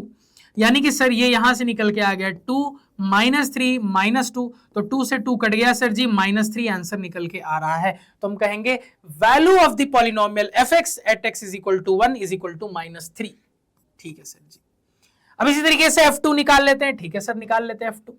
तो f2 क्या हो जाएगा? तो तुरंत यहां पे कह दीजिएगा वेरिएबल x की जगह पे 2 को पुट करेंगे सर, तो ये हो जाएगा 2 इंटू 2 का स्क्वायर माइनस 3 इंटू 2 और इसके बाद -2। कोई दिक्कत किसी को? कहोगे नहीं सर, बिल्कुल कोई दिक्कत नहीं। वेरिएबल x की जगह पे 2 पुट कर दिया तो 2 2 जा 4 2 जा 8 हो गया। यहाँ पे -6 -2, तो ये 0 निकल के आ गया। तो आप कहिएगा value of the polynomial F X at x is equal to 2 equal to 0। अब f-2 निकाल लेते हैं। ठीक है सर, f-2 भी निकाल लेते हैं। तो आप कहिएगा f-2 यानी कि value of the polynomial F X at X is equal to -2 क्या हो जाएगा?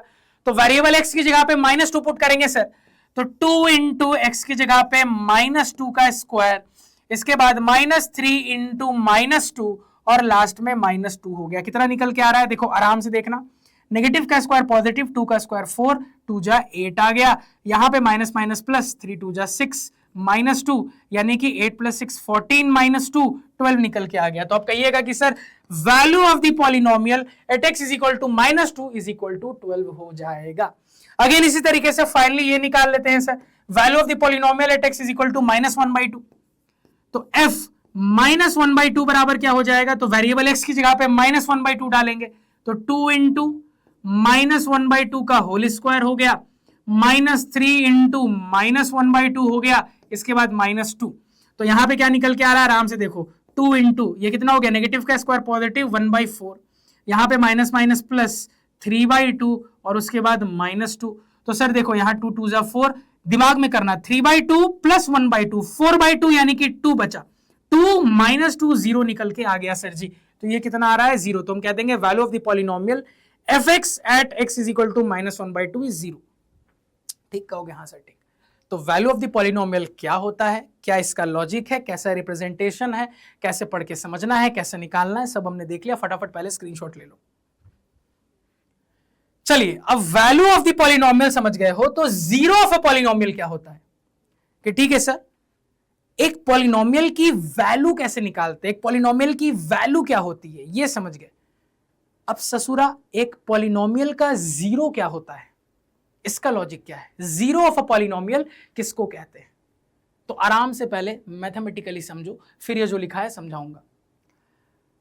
तो सर अगर मैं इस पर्टिकुलर पॉलिनोमियल एफ की बात करूं तो आपने ऑब्जर्व किया कि सर एक ऐसा रियल नंबर था जिसको मैंने वेरिएबल की जगह पे पुट किया, तो पुट करने के बाद जब सिंप्लीफाई करके देखा तो पॉलिनोमियल की वैल्यू 0 आ गई। फिर से मैंने देखा कि सर एक ऐसा रियल नंबर था जिसको मैंने वेरिएबल x की जगह पे पुट किया और सिंप्लीफाई किया तो मेरे पॉलिनोमियल की वैल्यू 0 आ गई। वो रियल नंबर या वो सारे रियल नंबर जिनको मैं अपने पॉलिनोमियल में वेरिएबल की जगह पे पुट करूं और जब सिंप्लीफाई करके देखूं तो मुझे दिखे कि मेरे पॉलिनोमियल की वैल्यू 0 आ रही है, वही रियल नंबर मेरे पॉलिनोमियल के जीरोस कहला जाते हैं। अपनी बात रिपीट करूंगा, वो सारे रियल नंबर जिनको अगर मैं अपने पॉलिनोमियल में वेरिएबल की जगह पे पुट करके सिंप्लीफाई करूं और मुझे दिखे कि भैया उन रियल नंबर्स पे मेरे पॉलिनोमियल की वैल्यू सिंप्लीफाई होके 0 आ रही है, उन्हीं रियल नंबर्स को हम जीरोस ऑफ पॉलिनोमियल कह देते हैं। वही रियल नंबर्स मेरे पॉलिनोमियल के जीरोस कहला जाते हैं।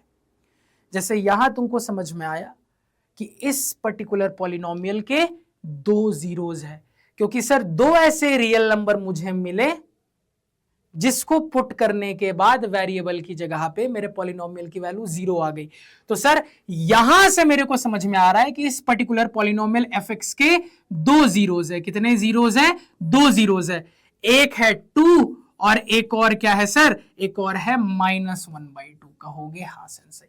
तो जीरोस ऑफ अ पॉलिनोमियल का लॉजिक भी समझ गए, जीरोस ऑफ अ पॉलिनोमियल क्या होता है वो भी समझ गए। अब तुमको ये डेफिनेशन समझ में आ जाएगी कि भैया वो रियल नंबर अल्फा जिसको मैं वेरिएबल की जगह पे पुट करूं और पुट करने के बाद जब सिंप्लीफाई करूं तो मुझे दिखे कि मेरे पॉलिनोमियल की वैल्यू 0 आ रही है, वही रियल नंबर अल्फा मेरे पॉलिनोमियल का 0 कहला जाता है। हाँ सर, अब ये लॉजिक, अब ये डेफिनेशन मुझे समझ में आ गया। लेकिन एक प्रॉब्लम है।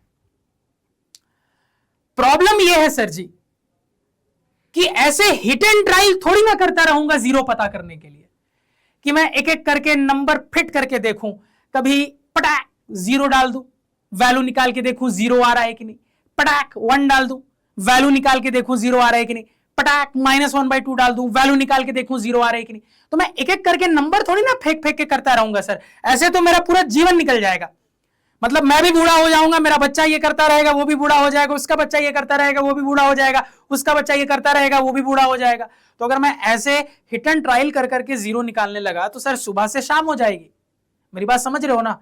कोई मेथड होना चाहिए, कोई सिस्टमैटिक तरीका होना चाहिए। कभी भी अगर कोई हमें एक पॉलिनोमियल का 0 निकालने को कह दे तो सर एक सिस्टमैटिक लॉजिक होना चाहिए, एक सिस्टमैटिक तरीका होना चाहिए जिससे बढ़े तो मुझे अपने पॉलिनोमियल का 0 पता चल जाए। भाई तुम्हारे लाइफ में भी ऐसा ही होता है ना कि भैया ऐसा थोड़ी ना है कि भैया तुम्हारी गर्लफ्रेंड नहीं है तो तुम रोड पे बस तैयार होके निकल गए, जो लाइन से लड़की मिल रही है सबको प्रपोज करते हुए चल रहे हो, I love you, I love you, I love you, I love you, सबसे थप्पड़ खाते हुए चलोगे। और ऐसे करके जीवन भर कितने थप्पड़ खाओगे, पुलिस पकड़ के ले जाएगी सो अलग, बेइज्जती होगी पूरे मोहल्ले में और पूरे तुम्हारे वो कहते हैं ना आसपास वो अलग। तो ऐसे थोड़ी ना करते हो, कोई लड़की पसंद आती है तो ऐसे लाइन से प्रपोज मारते हुए चल रहे हो कि कोई तो हाँ बोलेगी। भैया अगर कोई पसंद होती है तो भैया पहले डिसाइड करते हो ना कि हाँ वो पसंद है यार, वो मुझे अच्छी लगती है, उसके साथ आगे मुझे लाइफ बितानी है। तो उसके लिए फिर तुम तैयारी करते हो, प्रिपेयर करते हो। अच्छा ठीक है वो पसंद है तो उसको किस टाइप के लड़के पसंद है पता करने की कोशिश करोगे, फिर तुम पता करोगे अच्छा अच्छा अच्छा उसको ये गिफ्ट्स पसंद है, और धीरे धीरे बात बनेगी और बात आगे बढ़ेगी। तो वहां पे भी एक सिस्टमैटिक तरीका है, बिल्कुल उसी तरीके से यहां पे भी हिट एंड ट्रायल नहीं करना है, 0 निकालना है तो एक सिस्टमैटिक मेथड, एक सिस्टमैटिक तरीका अपनाना पड़ेगा। ये बात समझ में आई? कहोगे हाँ सर बात समझ में आई। तो आ जाते अगले टॉपिक पे, to find zeros of a polynomial. एक पॉलिनोमियल के जीरोस कैसे निकालने हैं। अब इस टॉपिक पे आगे बढ़ने से पहले एक इंपॉर्टेंट बात बता रहा हूं, उसको याद रखना। एक पॉलिनोमियल की जितनी डिग्री होती है ना उसके उतने ही जीरोस आते हैं, याद रखना। ये बहुत इंपॉर्टेंट बात मैं बता रहा हूं, इसको कॉपी पे नोट कर लो। जितनी डिग्री उतने ही जीरोस आएंगे। अगर 1 डिग्री का पॉलिनोमियल है यानी लीनियर पॉलिनोमियल है तो सिर्फ 1 जीरो आएगा। अगर 2 डिग्री का पॉलिनोमियल है, क्वाड्रेटिक पॉलिनोमियल है, 2 जीरो आएगा। अगर क्यूबिक पॉलिनोमियल होता 3 जीरो आता। तो याद रखना जितनी डिग्री पॉलिनोमियल के उतने ही जीरोस आएंगे। तो जीरोस के करस्पॉन्डिंग एक इंटरेस्टिंग बात आपको बताई जो कि इंपॉर्टेंट है, याद रखिएगा। अब जीरोस निकालते कैसे, एक एक करके समझते हैं। सबसे पहले लीनियर पॉलिनोमियल के लिए यानी डिग्री 1 वाले पॉलिनोमियल के लिए, डिग्री 1 वाले पॉलिनोमियल के लिए आखिर 0 कैसे निकालेंगे। तो देखो किसी भी टाइप का पॉलिनोमियल हो, डिग्री 1 का, डिग्री 2 का, डिग्री 3 का, एक बेसिक फंडा है जो हर जगह अप्लाई होगा। कभी भी किसी पॉलिनोमियल का अगर आपको 0 निकालना है तो आप उस पॉलिनोमियल को 0 से इक्वेट करो, तो अब वो एक इक्वेशन में बदल जाएगा। अब इक्वेशन को क्या करते हो, सॉल्व करते हो।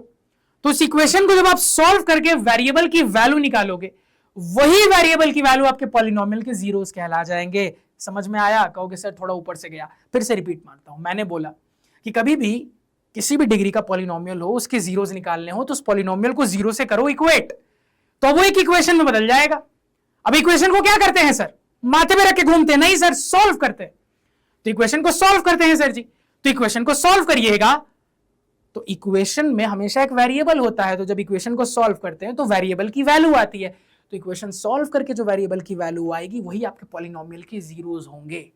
करके दिखाता हूं और अच्छे से समझोगे मेरी बात को। देखो यहां पे जैसे मान लो मुझे इस लीनियर पॉलिनोमियल के जीरोस पता करना है, तो दिख रहा है सर आपको डिग्री 1 का पॉलिनोमियल लीनियर पॉलिनोमियल है। संशय की बात याद आई, डिग्री 1 का पॉलिनोमियल है, एक ही ठो जीरो आएगा सर, तो इसका एक ही जीरो आना आपको पहले से पता है। तो प्रोसीजर के हिसाब से चले तो सर ने बोला कि सबसे पहले हम अपने पॉलिनोमियल को जीरो से इक्वेट करेंगे तो वो एक इक्वेशन में बदल जाएगा। अब इक्वेशन को क्या करते हैं? सॉल्व करते हैं। सॉल्व करके क्या मिलता है? तो कहिएगा कि सर इक्वेशन सॉल्व करके वेरिएबल की वैल्यू मिलती है। वही जो वेरिएबल की वैल्यू मिल रही है वही मेरे पॉलिनोमियल का जीरो है। तो सर सॉल्व करके वेरिएबल की वैल्यू निकालेंगे तो आप क्या दीजिएगा कि सर 6x बराबर 5 हो गया, यानी कि यहां से निकल के आ रहा है x बराबर 5/6।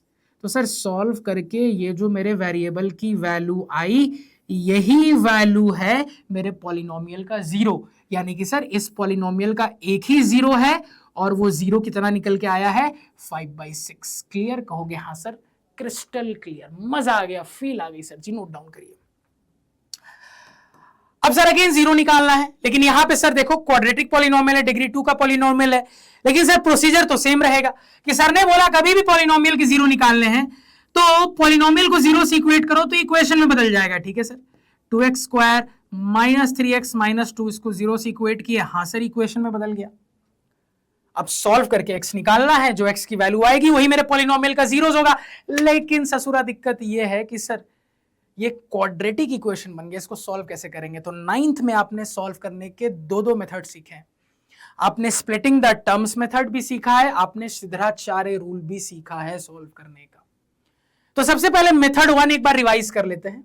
सबसे पहले इसको हम देखते हैं कि sir splitting the terms method से कैसे सिंप्लीफाई करेंगे। सर 9th वाली चीज है, रिवाइज हो जाएगा, ध्यान से सुनना। तो स्प्लिटिंग द टर्म क्या करता है सर? 3 टर्म को 4 टर्म में बदल देता है, यानी कि वो बीच वाले मिडिल टर्म को स्प्लिट कर देता है 2 टर्म में। तो 1 2 बीच वाला 2 में स्प्लिट हो गया तो टोटल 4 टर्म हो गए। अब जब हम इसको अच्छे से फैक्टराइजेशन करके सिंप्लीफाई करते हैं जैसे 9th में पढ़ा था सर, तो मेरा जो यहां क्वाड्रेटिक पॉलिनोमियल का पार्ट है वो 2 लीनियर पॉलिनोमियल के प्रोडक्ट में चेंज हो जाता है। अब लीनियर पॉलिनोमियल का जीरो निकालना बहुत इजी होता है, क्योंकि क्या करोगे? लीनियर पॉलिनोमियल के फॉर्म में आ गया सर, जीरो से इक्वेट करोगे जीरो आ जाएगा। तो सर स्प्लिटिंग द टर्म के काम करने का तरीका ये होता है कि ये मेरे क्वाड्रेटिक पॉलिनोमियल को मिडिल टर्म को 2 पार्ट में स्प्लिट करके 4 टर्म में टोटल बदल देता है।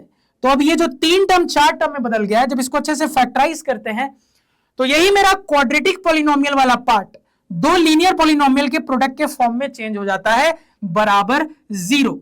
तो एक लीनियर पॉलिनोमियल को जीरो से इक्वेट करते हैं, आसानी से जीरो निकल जाता है, दूसरे वाले को जीरो से इक्वेट करते हैं, आसानी से जीरो निकल जाता है। इस तरीके से हमारे दोनों जीरो आ जाते हैं।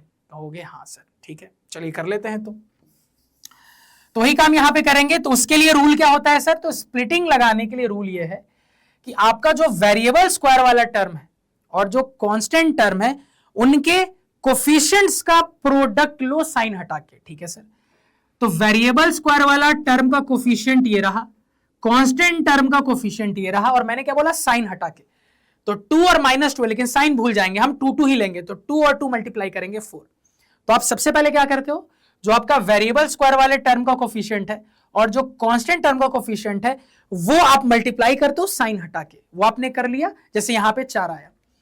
अब ये जो आपके पास प्रोडक्ट आया है, आप इसको 2 नंबर्स के प्रोडक्ट के फॉर्म में कैसे कैसे लिख सकते हो? तुम कहोगे कि सर जैसे 4 आया है, 4 को मैं 4 into 1 के फॉर्म में लिख सकते हैं। 4 आया है, 4 को मैं 4 into 1 के फॉर्म में लिख सकता हूं। हमेशा याद रखना कि आप जो प्रोडक्ट का फॉर्म लिखो वो 2 पॉजिटिव इंटीजर ही होना चाहिए। सर अगेन 4 को मैं 2 into 2 के फॉर्म में भी लिख सकता हूं, क्योंकि आपने कंडीशन लगा दी ना सर कि ये जो प्रोडक्ट आया है इसको 2 नंबर के प्रोडक्ट के फॉर्म में ऐसा लिखना है कि वो दोनों नंबर पॉजिटिव इंटीजर हो। तो ठीक है सर, अगर ऐसे करके सोचे तो 4 को या तो ऐसे लिखा जा सकता है, क्योंकि समझो 4 इंटू 1 लिखो या 1 इंटू 4 एक ही बात है, वो अलग अलग नहीं है। कहोगे हाँ सर, और कोई तरीका नहीं है। अगेन मान लो इसी तरीके से लेट से मेरे पास आता 12। अब जैसे 12 को कई तरीके से लिखा जा सकता है। 12 को कोई एक इंसान 12 इंटू 1 के फॉर्म में भी लिख सकता है, दो पॉजिटिव इंटीजर का प्रोडक्ट। 12 को कोई 3 इंटू 4 भी लिख सकता है। 12 को कोई 6 इंटू 2 भी लिख सकता है। कहोगे हाँ सर। तो डिपेंडिंग कौन सा नंबर आ रहा है, उस नंबर को आप दो नंबर्स के प्रोडक्ट के फॉर्म में कई तरीके से लिख सकते हो। लेकिन उन सारी चॉइसेस में आपको वो चॉइस चुननी है, उन सारी पॉसिबिलिटीज में आपको वो पॉसिबिलिटी चुननी है कि जिस पॉसिबिलिटी के जो दो नंबर हैं उनको मैं ऐड सब्ट्रैक्ट करूं तो मिडिल वाला नंबर आ जाए। तो क्या ध्यान रखना है कि सर इनमें से चुना कौन जाएगा? तो चुना वो जाएगा जिस सिचुएशन में आने वाले दो नंबर्स को जब मैं प्लस या माइनस के साथ इंगेज करूं, ऐड सब्ट्रैक्ट करूं दिमाग लगा के, तो मिडिल वाले टर्म का नंबर आ जाए। तो अगर इस कंसेप्ट को यहां पे जैसे अप्लाई करें सर, तो देखो मिडिल वाला नंबर क्या चाहिए? 3 चाहिए। ठीक है सर, साइन हटा के अभी सोचो, 3 चाहिए। अब 3 किससे आएगा? 2 और 2 से मिलके आएगा या 4 और 1 से आएगा? तुरंत तुम्हारी खोपड़ी चलेगी, सर 2 और 2 से मिलके 3 तो नहीं आ सकता, 3 4 और 1 की मदद से आ सकता है। तो ठीक है सर, आपको समझ में आ गया कि इसको लेना है, यानी 4 और 1 के फॉर्म में ये स्प्लिट होगा। अब साइन का ध्यान रखते हुए स्प्लिट करेंगे, तो 4 और 1 को स्प्लिट करना है साइन का ध्यान रख के। तो मुझे -3 चाहिए सर जी, तो 4 और 1 में कैसे -3 लाएंगे? तो आपकी खोपड़ी चलेगी सर, -4 + 1, इसके कॉम्बिनेशन से -3 आ जाएगा। तो ठीक है सर, आपने मिडिल टर्म स्प्लिट कर लिया। अब बस सेट करो। सबसे पहले क्या था? 2x² था। ठीक है सर जी, उसके बाद यही वाला टर्म स्प्लिट हुआ है, ये x वाला टर्म है, तो ये -4x + 1x हो गया, और आगे जाके -2 = 0। तो जैसा मैंने कहा था कि 3 टर्म 4 टर्म में स्प्लिट हो जाएंगे। अब आपको क्या करना है? फैक्टराइजेशन, जो आपने 9th में सीखा है, करो फैक्टराइजेशन। तो सर यहाँ पे फैक्टराइजेशन करेंगे तो इनकी पेयरिंग कर लेते हैं। तो यहां से दिख रहा है सर जी मेरे पास 2x कॉमन हो जाएगा, क्या बचेगा? x - 2। यहां से सिंपली सर दिख रहा है x - 2, क्लियर, = 0। अब ओवरऑल x - 2 दोनों जगह आ रहा है, तो ओवरऑल कॉमन निकाला जा सकता है, क्योंकि हमारा टारगेट ही ये होता है पेयरिंग बना के कॉमन लेने का, कि दोनों ही जगह से सेम चीज कॉमन हो जाए ताकि वो फैक्टर के प्रोडक्ट में चेंज हो जाए। तो दोनों जगह जैसे x - 2 दिख रहा है, तो ओवरऑल x - 2 कॉमन लिया जा सकता है। कॉमन लेने के बाद यहां बचा 2x, और यहां पे क्या बचा? प्लस, कुछ नहीं है मतलब 1 छिपा है। कहोगे हाँ सर, = 0। अब जो कि मैंने कहा था कि सर स्प्लिटिंग का फायदा ये होता है कि एक क्वाड्रेटिक पॉलिनोमियल वाले पार्ट को दो लीनियर पॉलिनोमियल के प्रोडक्ट में चेंज कर देता है। अब लीनियर पॉलिनोमियल = 0 करके जीरोस निकालना बहुत ईजी है सर। तो अब आगे कैसे बढ़ेंगे? तो आप तुरंत कहिएगा, सबसे पहले सर दिस इंटू दिस = 0। तो सबसे पहले इसको 0 से इक्वेट करेंगे तो मेरे पास निकल के आएगा सर x = 2। इसको 0 से इक्वेट करेंगे तो सर मेरे पास निकल के आ जाएगा यहां से x = -1/2। कहोगे हाँ सर। तो सर ने अभी जस्ट सिखाया, सर ने अभी जस्ट हमें बोला, अभी जस्ट हमें समझाया कि जब अपनी इक्वेशन को सॉल्व करके वेरिएबल की वैल्यू निकालते हैं तो वही वेरिएबल की वैल्यू मेरे पॉलिनोमियल के जीरोस कहला जाते हैं। तो इस पर्टिकुलर पॉलिनोमियल के 2 जीरोस आए हैं, 2 और -1/2। तो सर इसके 2 जीरोस आए हैं। क्या क्या आए हैं? 2 और -1/2। और ये बात भी लॉजिकली हमें पता है, क्योंकि हमें दिख रहा है सर ये क्वाड्रेटिक पॉलिनोमियल है। सर ने बोला था जितनी डिग्री उतने जीरोस आएंगे, तो सर 2 डिग्री है तो 2 जीरोस आने चाहिए, तो 2 जीरोस आ रहे हैं। कहोगे हाँ सर। यही था स्प्लिटिंग ऑफ टर्म मेथड, जो मैंने आपको रिवाइज करवा दिया बहुत अच्छे से। ठीक है, ये मेथड 1। अब मेथड 2 की बात कर लेते हैं, जिसको हम श्रीधराचार्य रूल भी कहते हैं सर, या फिर कह लो क्वाड्रेटिक फॉर्मूला भी कहते हैं सर जी। तो ठीक है सर, कैसे काम करता है? बहुत सिंपल है। देखो, सबसे पहले ये जान लो कि क्वाड्रेटिक पॉलिनोमियल का स्टैंडर्ड फॉर्म कैसा दिखता है, क्योंकि अब तुमने क्वाड्रेटिक पॉलिनोमियल देख लिया। तो सर अगर मैं ऐसा लिखूं तो क्या मैं सही लिख रहा हूं? ax² + bx + c, यही मेरे क्वाड्रेटिक पॉलिनोमियल का जनरल फॉर्म है। कहोगे हाँ सर, बिल्कुल सही बोल रहे हो। डिग्री 2 का पॉलिनोमियल है, यही मेरे क्वाड्रेटिक पॉलिनोमियल का जनरल फॉर्म है। देख रहे हैं सर? बिल्कुल याद रखना। तो यही आपके क्वाड्रेटिक पॉलिनोमियल का जनरल फॉर्म होता है, where a b c are real numbers, a never = 0। याद रखना सर, ठीक? कहोगे हाँ सर, ठीक। तो क्वाड्रेटिक पॉलिनोमियल का जनरल फॉर्म विद कंडीशंस, समझ गए सर? अब देखो, तो सर कभी भी अगर श्रीधराचार्य रूल लगाना है तो सबसे पहले आपको करना यह है कि आपको अपने क्वाड्रेटिक पॉलिनोमियल को जनरल फॉर्म या स्टैंडर्ड फॉर्म में लिखना है। जनरल फॉर्म स्टैंडर्ड फॉर्म कैसी होती है? सबसे बड़ी वेरिएबल वाली पावर का टर्म सबसे पहले, इससे छोटी पावर का इसके बाद, सबसे छोटी पावर लास्ट में। क्योंकि सी का मतलब क्या है, इसको मैं ऐसा लिख सकता हूं, कहोगे हाँ सर लिख सकते हो। तो सबसे बड़ी वेरिएबल की पावर सबसे पहले, उससे छोटी पावर उसके बाद, सबसे छोटी पावर सबसे लास्ट में। तो कोई भी क्वाड्रेटिक पॉलिनोमियल हो उसको सबसे पहले चेक करना स्टैंडर्ड फॉर्म में है कि नहीं, जनरल फॉर्म में है कि नहीं। अगर नहीं है तो पहले चेंज करेंगे, पहले से है तो बल्ले बल्ले अच्छी बात है, ठीक है सर। अब जैसे ही आपने कर लिया तो अब आप कंपेयर करके समझ जाओगे एबीसी क्या है। जो वेरिएबल स्क्वायर वाले टर्म का कोफिशिएंट होता है वो ए होता है, जो वेरिएबल की पावर 1 वाले टर्म का कोफिशिएंट होता है वो बी होता है, जो वेरिएबल की पावर 0 वाले टर्म का कोफिशिएंट होता है या फिर कह लो जो कांस्टेंट टर्म होता है वो सी होता है। याद रखना मैं कोफिशिएंट वर्ड यूज कर रहा हूं, यानी कि हमेशा जो अटैच साइन है उसके साथ कंसीडर करते हैं, ये बात याद रखना, ठीक है। कहोगे हाँ सर। तो ए बी सी कैसे पता करते हैं ये हम समझ गए सर, ठीक। तो एक क्वाड्रेटिक पॉलिनोमियल को देख के ए बी सी कैसे पता करना है समझ में आ गया सर। तो फॉर्मूला कहता है कि कभी भी अगर आपको श्रीधराचार्य रूल लगाना है तो आप क्या करोगे कि सर सबसे पहले क्वाड्रेटिक पॉलिनोमियल को 0 से इक्वेट करेंगे तो एक क्वाड्रेटिक इक्वेशन बन गया। अब उसके बाद इस क्वाड्रेटिक इक्वेशन को सॉल्व करेंगे, यानी x की वैल्यू निकालेंगे। x की 2 वैल्यू आती है सर जी, क्योंकि दिमाग लगाओ क्वाड्रेटिक है, डिग्री 2, 2 जीरोस आने चाहिए थे, इसलिए x की 2 वैल्यू आनी जरूरी है। क्या क्या वैल्यू आती है सर? तो x की एक वैल्यू आती है, वेरिएबल की एक वैल्यू आती है -b plus √d divided by 2a। एक और वैल्यू आती है -b minus √d divided by 2a sir जी। जहां पे ये छोटा a छोटा b आपको क्लियर है। ये कैपिटल D क्या है सर? तो ये कैपिटल D को डिस्क्रिमिनांट कहते हैं, जिसकी वैल्यू होती है b² - 4ac सिंपल। ठीक कहोगे हाँ सर, ठीक। यानी आप कहोगे कि सर ये जो दोनों सॉल्यूशन आ रहे हैं मेरे इक्वेशन को सॉल्व करके, ये ऑलमोस्ट सेम ही है। फर्क कहां है सर? बस एक जगह साइन का, यहां बीच में प्लस हो गया, यहां बीच में माइनस हो गया, बाकी हर जगह सेम है। माइनस भी यहां पे भी है, माइनस भी यहां पे भी है, √d यहां भी है, √d यहां भी है, डिवाइडेड बाय 2a यहां भी है, डिवाइडेड बाय 2a यहां भी है। बस यहां पे न्यूमरेटर में कनेक्शन प्लस से, यहां माइनस है। तो एक सोल्यूशन ये देगा, एक सोल्यूशन ये देगा, और मैंने आपको बोला था कि जो सोल्यूशन आता है वही पॉलिनोमियल का जीरोस होता है। खत्म हो गया सवाल सर। तो बस इस कंसेप्ट को अप्लाई करो। तो कंसेप्ट को अप्लाई करते हैं सर। तो कंसेप्ट अप्लाई करेंगे, सबसे पहले पॉलिनोमियल को 0 से इक्वेट करेंगे, तो 2x² - 3x, इसके बाद -2 = 0 भी एक क्वाड्रेटिक इक्वेशन में चेंज हो गया है। एबीसी पता करना मैंने आपको सिखाया, कहोगे हाँ सर। तो एबीसी क्या बोल दोगे? तो आप तुरंत यहां पे कहिएगा, ये बोल दीजिएगा कि सर देखो वेरिएबल स्क्वायर वाले टर्म का कोफिशिएंट ए होता है, वेरिएबल की पावर 1 वाले टर्म का कोफिशिएंट बी होता है, यानी कि बी 3 नहीं है, हमेशा अटैच्ड साइन के साथ बताते हैं, -3 है।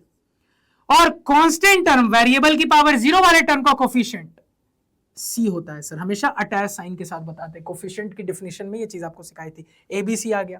अब क्या करोगे सर? इसके बाद कैपिटल डी डिस्क्रिमिनांट निकालोगे, क्या होता है? b² - 4ac होता है इसे। तो यहां पे वैल्यू पुटिंग करेंगे तो b² का मतलब ये हो गया -4ac, तो 4 × a हो गया 2 × c क्या हो गया -2। तो कितना निकल के आ रहा है सर? ये आ गया 9, और यहां माइनस माइनस प्लस, 4 × 2 = 8 × 2 = 16, 16 + 9 25 आ गया। तो d की वैल्यू 25 निकल के आ गई। अब सर 2 रूट्स हम बताना जानते हैं, एक रूट इधर से एक रूट उधर से। तो एक रूट क्या हो जाएगा? ध्यान से देखिएगा, -b, तो -b plus √d divided by 2 × a, तो 2 × a, और एक और रूट क्या हो गया? -b -√d divided by 2 × a। कहोगे सर 2 × a, तो क्या हो रहा है सर? रूट 25 5 होता है, यानी कि ये माइनस माइनस प्लस हो गया, तो ये हो गया 3 + 5 डिवाइडेड बाई 4, और यहां क्या निकल के आ गया? 3 - 5 डिवाइडेड बाई 4। ये कितना निकल के आ रहा है? दिमाग में करना, 5 + 3 8/4, 2 निकल के आएगा। और ये दिमाग में करेंगे सर, तो 3 - 5 -2/4, यानी -1/2 निकल के आएगा। तो सर चेक करो, स्प्लिटिंग ऑफ टर्म से क्या सेम आंसर नहीं आ रहा था? 2, -2। कहोगे हाँ सर यही आंसर आ रहा था। तो इक्वेशन सॉल्व करके जो मेरा सोल्यूशन आया है वही सोल्यूशन तो जीरोस हो जाता है। कहोगे हाँ सर। तो इसका अगेन दूसरे मेथड से भी यही सेम 2 जीरोस आ रहा है, 2 और -1/2 कहोगे हाँ सेंसे, फटाफट नोट डाउन कर लीजिए, साइड हो जा रहा हूं, तेजी से नोट डाउन कर लीजिए, साइड हो जा रहा हूं, क्लियर, कहोगे हाँ सेंसे, क्रिस्टल क्लियर हो गया। अब आ जाते हैं सर जी हम ग्राफ्स की दुनिया में, ग्राफ्स की कहानी में। अब तुम कहोगे सेंसे ऐसे डांस करते हुए क्यों आ रहे हैं? तो सेंसे डांस नहीं कर रहे, अलग अलग ग्राफ बना रहे हैं यहां पे। तो यहां पे एक बहुत इंपॉर्टेंट पॉइंट बताऊंगा, इसको याद रखना। दुनिया का कोई भी पॉलिनोमियल हो, आप उस पॉलिनोमियल का कोई ना कोई ग्राफ बना सकते हो। अगेन इसका उल्टा भी ट्रू है, यानी कोई भी ग्राफ अगर आपको दिया गया है तो उसके लिए कोई ना कोई पॉलिनोमियल जरूर होगा। तो ये बहुत इंपॉर्टेंट सी बात याद रखना कि सर दुनिया का कोई भी पॉलिनोमियल है तो उसका ग्राफ बन सकता है, या फिर कोई भी ग्राफ बना हुआ है तो उसके लिए कोई ना कोई पॉलिनोमियल होगा, ये हमेशा याद रखना। अब मुद्दा यह है कि सर जी अगर ऐसी बात है तो हमें अपने सिलेबस में क्लास 10th में कौन कौन से पॉलिनोमियल के ग्राफ के बारे में पढ़ना है, क्योंकि दुनिया में तो अनगिनत पॉलिनोमियल है, तो क्या सभी का ग्राफ पढ़ेंगे? नहीं सर, हमें अपने सिलेबस में सिर्फ 2 टाइप के पॉलिनोमियल के ग्राफ के बारे में अच्छे से पढ़ना है, और वो 2 टाइप ऑलरेडी बता चुका हूं, लीनियर पॉलिनोमियल यानी कि डिग्री 1 वाला पॉलिनोमियल, क्वाड्रेटिक पॉलिनोमियल यानी कि डिग्री 2 वाला पॉलिनोमियल। बस इन्हीं 2 टाइप के पॉलिनोमियल के ग्राफ के बारे में पढ़ना है। तो आइए पढ़ना शुरू करते हैं। सबसे पहले लीनियर पॉलिनोमियल यानी कि डिग्री 1 का पॉलिनोमियल। तो जो हमारा लीनियर पॉलिनोमियल होता है, अगर मैं आपसे पूछूं कि उसका स्टैंडर्ड फॉर्म, जनरल फॉर्म क्या होगा, तो तुम तुरंत कहोगे कि सर 9th में ही पढ़ के आए हैं। लीनियर पॉलिनोमियल का जो जनरल फॉर्म, जो स्टैंडर्ड फॉर्म होता है, वो होता है ax plus b, where a and b are real numbers and a not equal to 0। ये जो मैंने जनरल फॉर्म लिखा है ये वेरिएबल x पे लिखा है। अगर कोई वेरिएबल y पे पूछ ले तो ay plus b बोल दोगे, कोई वेरिएबल z पे पूछ ले तो az plus b बोल दोगे। समझ गए? कहोगे हाँ सर लॉजिक समझ में आ गया, ठीक है सर। जनरल फॉर्म हमने रिवाइज कर लिया। तो याद रखना कि दुनिया का कोई भी लीनियर पॉलिनोमियल होगा, दुनिया का कैसा भी 1 डिग्री वाला पॉलिनोमियल होगा, तो उसका ग्राफ हमेशा एक स्ट्रेट लाइन आता है। हमेशा हमेशा याद रखना, दुनिया का कोई भी कैसा भी लीनियर पॉलिनोमियल होगा, उसका ग्राफ हमेशा एक स्ट्रेट लाइन आता है, कुछ इस तरीके से। समझ गए? कहोगे हाँ सर समझ गए। अब तुरंत ये सुनते ही तुम्हारे मन में एक ख्याल आएगा कि सर क्या मेरा जो स्ट्रेट लाइन है वो सिर्फ ऐसा ही आ सकता है? नहीं, आपका स्ट्रेट लाइन कई टाइप से आ सकता है। कैसे कैसे, एक बार झलक देखते हैं। तो सर आपका स्ट्रेट लाइन जो है वो ऐसा आ सकता है, यानी कि सेकंड क्वाड्रेंट को कट करके निकल रहा है, या ऐसा आ सकता है यानी कि फर्स्ट क्वाड्रेंट को कट करके निकल रहा है, या ऐसा आ सकता है थर्ड क्वाड्रेंट को कट करके निकल रहा है, या ऐसा आ सकता है फोर्थ क्वाड्रेंट को कट करके निकल रहा है, या ये भी हो सकता है कि आपका स्ट्रेट लाइन ओरिजिन से पास कर जाए। तो ये केस भी बन सकता है कि ओरिजिन से ऐसा पास करे कि वो सेकंड क्वाड्रेंट फोर्थ क्वाड्रेंट को इन्वॉल्व करे, या ये भी हो सकता है कि ओरिजिन से ऐसा पास करे कि वो फर्स्ट क्वाड्रेंट और थर्ड क्वाड्रेंट को इन्वॉल्व करे। तो कभी भी लीनियर पॉलिनोमियल को ग्राफ बनाओगे हमेशा एक स्ट्रेट लाइन आएगा, जो कि इनमें से कैसा भी दिख सकता है। क्लियर है क्या? कहोगे हाँ सेंसे, बहुत अच्छे से क्लियर है। चलिए बहुत ही बढ़िया। अब आ जाते हैं क्वाड्रेटिक पॉलिनोमियल की कहानी पे। तो सर क्वाड्रेटिक पॉलिनोमियल का जनरल फॉर्म, अगर मान लो मैं तुमसे एक्स वेरिएबल पे पूछूं तो तुम ऑलरेडी पढ़ के आ रहे हो, फट से कहोगे कि सर ये हो जाएगा ax square plus bx plus c, where a b c are real numbers and a not equal to 0। अब मुद्दा यहां पे ये है कि सर जी क्वाड्रेटिक पॉलिनोमियल का ग्राफ कैसा दिखता है, क्वाड्रेटिक पॉलिनोमियल का ग्राफ कैसा होता है, ये मुद्दा है सर जी, कि क्वाड्रेटिक पॉलिनोमियल का ग्राफ कैसा दिखता है, क्वाड्रेटिक पॉलिनोमियल का ग्राफ कैसा होता है। तो अब जवाब को ध्यान से सुनना कि सर क्वाड्रेटिक पॉलिनोमियल जिसका जनरल फॉर्म होता है x square plus b x plus c, इसका ग्राफ एक कटोरे जैसा दिखता है। अब यह हो सकता है कि कटोरे का मुंह ऊपर की तरफ खुला हो, या फिर यह भी हो सकता है कि कटोरे का मुंह नीचे की तरफ खुला हो। तो हमेशा याद रखना क्वाड्रेटिक पॉलिनोमियल का जो ग्राफ होता है वो एक कटोरे जैसा दिखता है, जिसको अंग्रेजी में क्या देते हैं, पैराबोला। कौन बोला? पैराबोला। कहोगे हाँ सर बात समझ में आ गई, बात क्लियर हो गई। तो यही कटोरा पैराबोला कहला जाता है। तो आपका पैराबोला ऊपर मुंह खुलने वाला भी हो सकता है, जिसको हम कहते हैं ओपनिंग अपवर्ड्स, ये आपका पैराबोला नीचे मुंह खुलने वाला भी हो सकता है, जिसको हम कह देते हैं ओपनिंग डाउनवर्ड्स। कहोगे हाँ सर, लॉजिकली बात समझ में आ रही है। अब तुरंत तुम्हारे मन में सवाल आएगा कि सर मेरे क्वाड्रेटिक पॉलिनोमियल का ग्राफ हमेशा एक कटोरा बनेगा, एक पैराबोला बनेगा, जो कि ऐसा दिखने वाला भी हो सकता है, ऐसा दिखने वाला भी हो सकता है। मुद्दा यह है सर कि हमें कैसे पता चलेगा कि कब कटोरा ऐसा होगा या कब कटोरा ऐसा होगा। तो मुद्दा यह है कि सर मैं अपने क्वाड्रेटिक पॉलिनोमियल को देख के कैसे डिसाइड करूंगा कि मेरे कटोरे का मुंह ऊपर की तरफ खुलेगा या मेरे कटोरे का मुंह नीचे की तरफ खुलेगा। तो रूल कहता है आप देखोगे ए क्या होता है, मैंने ऑलरेडी सिखाया था आपको कि सर आपके क्वाड्रेटिक पॉलिनोमियल में जो वेरिएबल स्क्वायर वाले टर्म का कोफिशिएंट होता है वही होता है ए के साइन से आपको पता चल जाएगा कि कटोरे का मुंह ऊपर खुलेगा कि नीचे खुलेगा। तो याद रखना, अगर ए का साइन पॉजिटिव है, अगर ए पॉजिटिव है, अगर ए ग्रेटर देन 0 है तो कटोरे का मुंह ऊपर खुलेगा।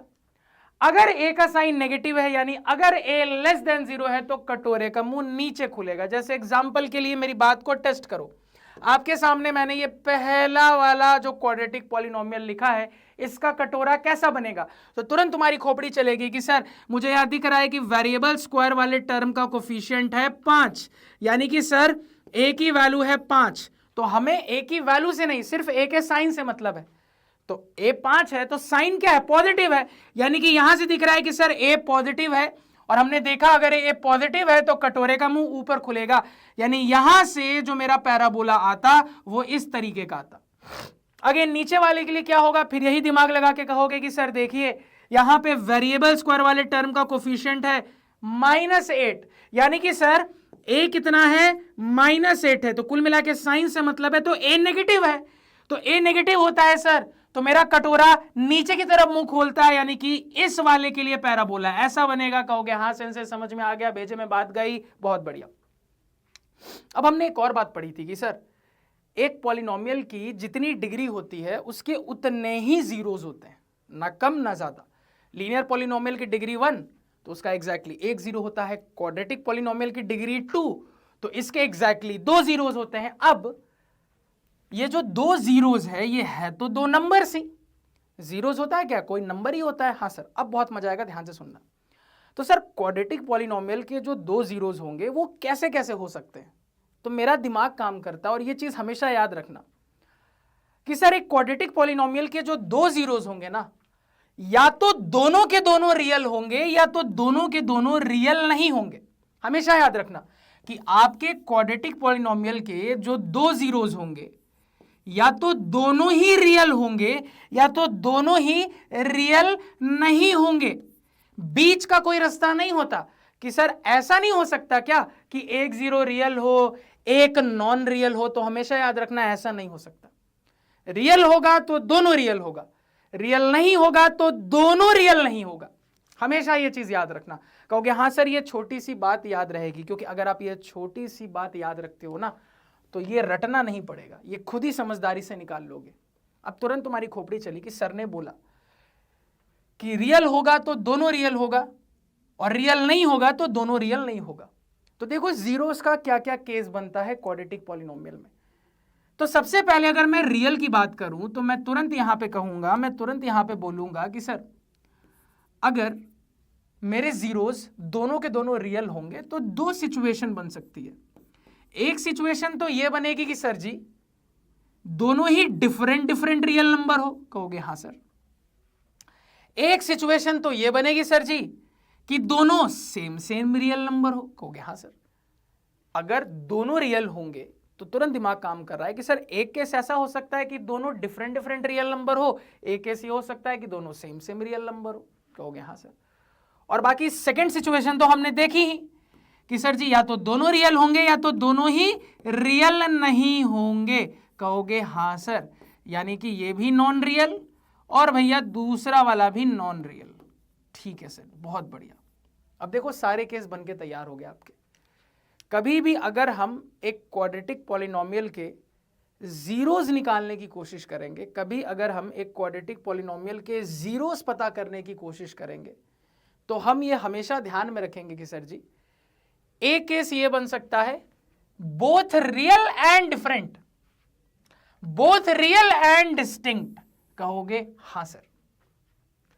एक केस ये बन सकता है बोथ रियल एंड इक्वल, तो सिर्फ इक्वल बोल दे तो भी समझ जाना कि इक्वल रियल के केस में ही हो सकता है, कभी भी नॉन रियल के केस में इक्वल नहीं हो सकता। तो याद रखना, रियल एंड इक्वल बोले या सिर्फ इक्वल बोले एक ही बात है। सिर्फ इक्वल भी बोल रहा है तो बाय डिफॉल्ट समझ जाना दोनों रियल नंबर है और इक्वल है, यानी सेम सेम है। ठीक है सर, कहोगे हाँ सर।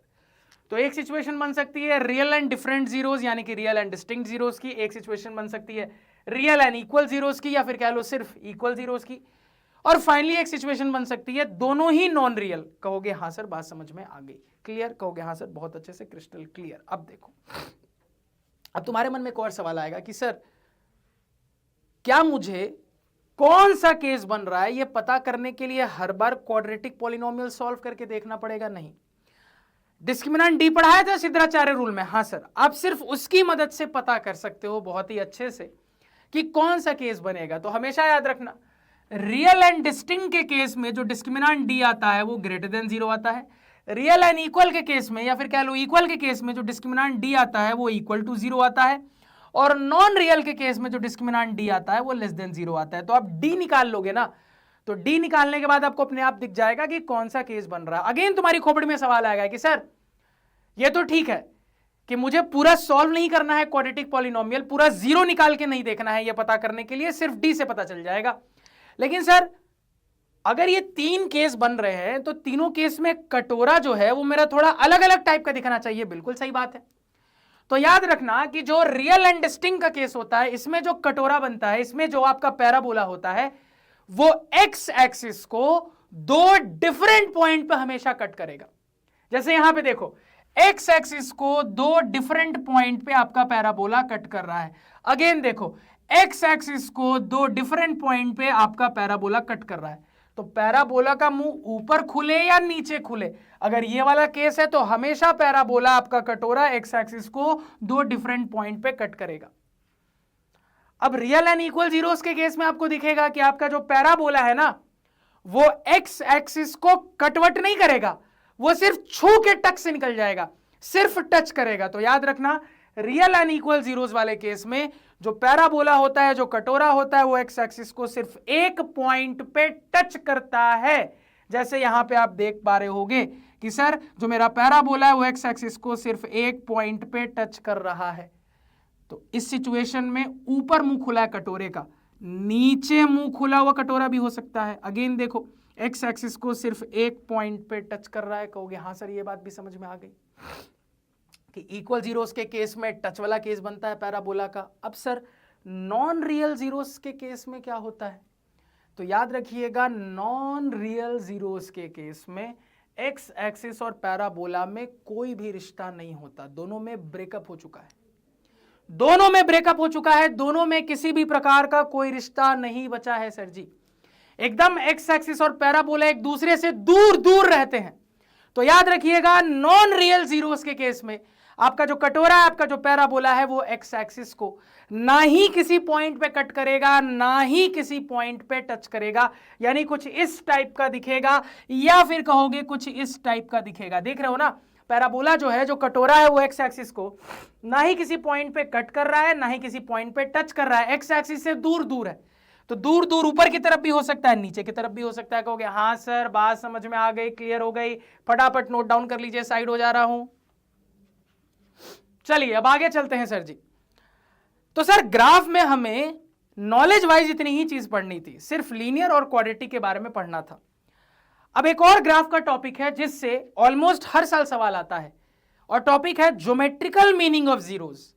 अब ये ज्योमेट्रिकल मीनिंग ऑफ जीरोस की कहानी क्या है, समझने की कोशिश करते हैं। देखो, तुम कहोगे कि सर हम मैथमेटिकली किसी भी पॉलिनोमियल के जीरोस पता करना सीख चुके हैं। हाँ सर, बिल्कुल सीख चुके हैं, पूरा प्रोसीजर सर ने समझाया था। तो मेरे को यह बताओ सर कि आपने बोला कि दुनिया के हर पॉलिनोमियल के लिए एक ग्राफ बनाया जा सकता है, तो अगर हम मैथमेटिकली पॉलिनोमियल के जीरोस निकाल सकते हैं तो क्या ग्राफ देख के पॉलिनोमियल का जीरोस के बारे में पता नहीं कर सकते? सर अच्छा डाउट है, बिल्कुल पता कर सकते हैं। इनफैक्ट आप अपने पॉलिनोमियल का ग्राफ देखकर उसके जीरोस के बारे में दो बहुत इंपॉर्टेंट चीज पता कर सकते हो। पहली चीज तो ये, तू जो टिकटॉक करती है, नहीं, पहली चीज तो ये कि सर जी आप अपने ग्राफ को देख के ये पता कर लोगे कि आपके पॉलिनोमियल के कितने जीरोस होंगे। दूसरी चीज ये कि आप ये भी पता कर लोगे कि वो जो जीरोस होंगे उनकी वैल्यू क्या होगी, यानी नंबर ऑफ जीरोस भी पता कर सकते हो और वो जीरोस क्या होंगे, वैल्यू क्या होगी, वो भी पता कर सकते हो। कैसे, आओ जानने की कोशिश करते हैं। तो ध्यान से सुनना कि सर कभी भी ग्राफ देख के पॉलिनोमियल का जीरोस के बारे में पता करना हो तो हम ये देखते हैं कि मेरे पॉलिनोमियल का ग्राफ, मेरे पॉलिनोमियल का कर्व एक्स एक्सिस को कहां कहां कट कर रहा है या फिर टच कर रहा है। वाई एक्सिस से कोई लेना देना नहीं है, याद रखिएगा। आपको पूरा लेना देना एक्स एक्सिस के साथ रखना है, वाई एक्सिस के साथ किसी भी किस्म का रिश्ता नहीं रखना। तो आपको यह देखना है कि आपका पॉलिनोमियल, आपका ग्राफ एक्स एक्सिस को कहां कहां कितनी बार कट कर रहा है या फिर टच कर रहा है, क्योंकि रूल कहता है हर एक कट या फिर हर एक टच एक जीरो की कहानी बताता है।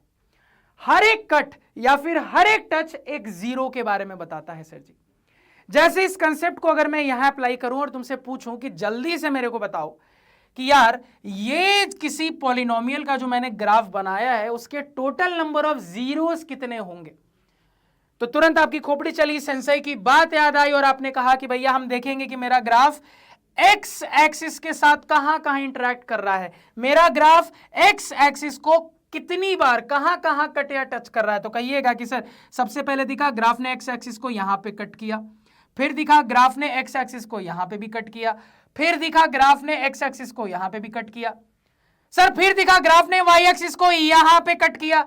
कहोगे कि सर गलती मत करना, वाई एक्सिस से कोई लेना देना नहीं रखना, सिर्फ लेना देना एक्स एक्सिस के साथ रखना है। तो कुल मिला के दिख रहा है कि सर जी ग्राफ ने एक्स एक्सिस को एक बार, दो बार, तीन बार कट किया है, टच नहीं कर रहा है, कोई बात नहीं। तो सर हमने पढ़ा हर एक कट या फिर हर एक टच एक जीरो बताता है। तो टोटल यहां पे चूंकि 3 कट है, यानी कि हम तुरंत कह देंगे अपनी नॉलेज से कि ये जो भी पॉलिनोमियल है इसके 3 जीरोस होंगे, क्योंकि सर ने बोला हर एक कट या फिर हर एक टच एक जीरो की कहानी बताता है। तो टोटल 3 कट है, यानी मेरे पॉलिनोमियल के 3 जीरोस होंगे। तो हम ग्राफ देखकर बता देंगे कि मेरे इस पॉलिनोमियल के टोटल 3 जीरोस होंगे। कहोगे हाँ सेंसई। अब अपने दूसरे सवाल पे आ जाते हैं कि सर वो जीरोस क्या होंगे, जीरोस की वैल्यू क्या होगी, वो कैसे पता करेंगे ग्राफ देख के। तो कुछ नहीं करना है, जहां जहां आपका ग्राफ एक्स एक्सिस को कट या टच कर रहा है उन पॉइंट्स का एक्स कोऑर्डिनेट ही जीरो की वैल्यू होती है। याद रखना, जहां जहां ग्राफ एक्स एक्सिस को कट या टच कर रहा है उन पॉइंट्स का एक्स कोऑर्डिनेट ही जीरोस की वैल्यू है। जैसे यहां पे देखो, यहां पे ग्राफ ने एक्स एक्सिस को कट किया था, इस पॉइंट का एक्स कोऑर्डिनेट ये रहा सर जी, यानी कि इस पॉलिनोमियल का एक जीरो है -6।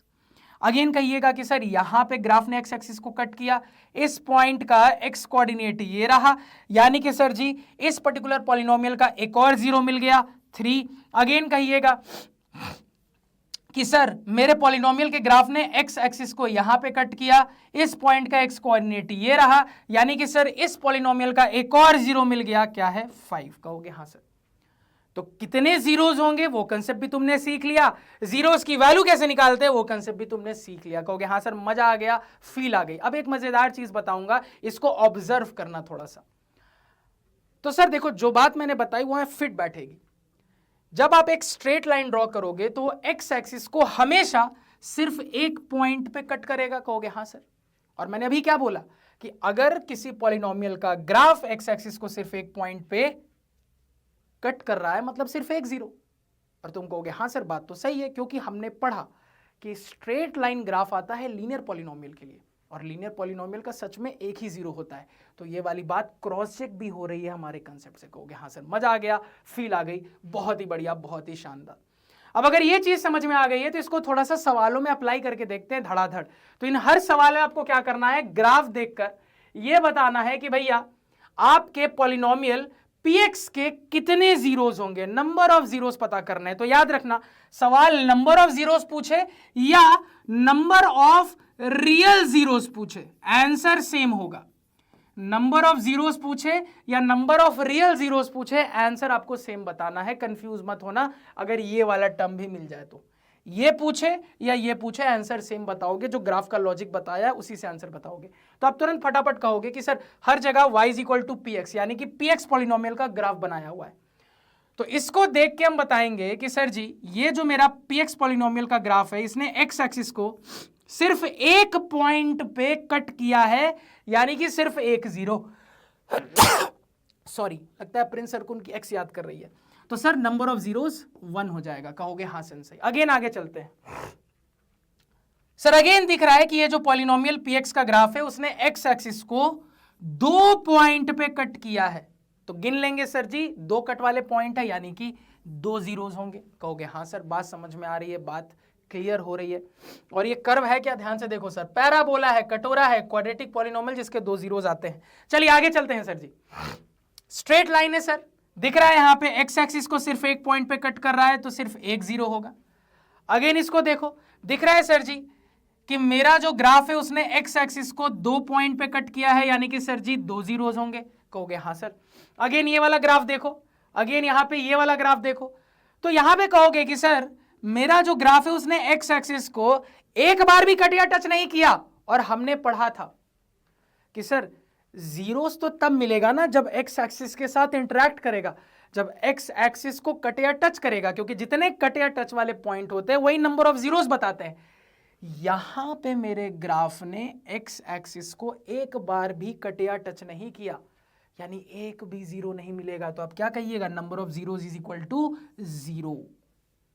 तो ये इंटरेस्टिंग केस याद रखना कि जीरोस कितने मिलेंगे, इसके लिए ये देखना होता है कि ग्राफ एक्स एक्सिस को कितनी बार कट या टच किया, उसको गिन के ऐड करके बता देते हैं। जब कट या टच ही नहीं किया, जब ना ही कट किया ना ही टच किया, तो एक भी जीरो नहीं मिलेगा। तो ऐसी सिचुएशन के लिए 0 जीरोस। अगेन इस वाले कर्व को देखो, तो आप कहिएगा कि सर मेरे कर्व ने एक्स एक्सिस को एक बार कट किया, एक बार टच किया, एक बार और टच किया, तो ओवरऑल कट टच वाले मिलाकर टोटल कितने पॉइंट्स मिले सर, 1 2 3, यानी कि इस पर्टिकुलर पॉलिनोमियल पीएक्स के 3 जीरोस होंगे। कहोगे हाँ सेंसई, मजा आ गया, फील आ गई, फटाफट नोट डाउन कर लीजिए। अब आगे चलते हैं सर, अगले टॉपिक पे आ जाते हैं। अगला टॉपिक क्या है, relationship between zeros and coefficients of a quadratic polynomial. अपने लाइफ में तो तुम लोग बना नहीं पाए, तो कोई बात नहीं, थोड़ा सा कंसेप्ट में ही अच्छे से रिलेशनशिप सीख लो। ध्यान से सुनना। तो ये टॉपिक हमें यह सिखाएगा कि किसी भी क्वाड्रेटिक पॉलिनोमियल में जो 2 जीरोस आते हैं और जो क्वाड्रेटिक पॉलिनोमियल के कोएफिशिएंट्स होते हैं उनके बीच में क्या कनेक्शन है, क्या रिलेशन है। समझ गए टॉपिक में क्या पढ़ना है कि सर दुनिया का कोई भी क्वाड्रेटिक पॉलिनोमियल हो, कैसा भी क्वाड्रेटिक पॉलिनोमियल हो, उसके 2 जीरोस आएंगे। हाँ सर आपने सिखाया।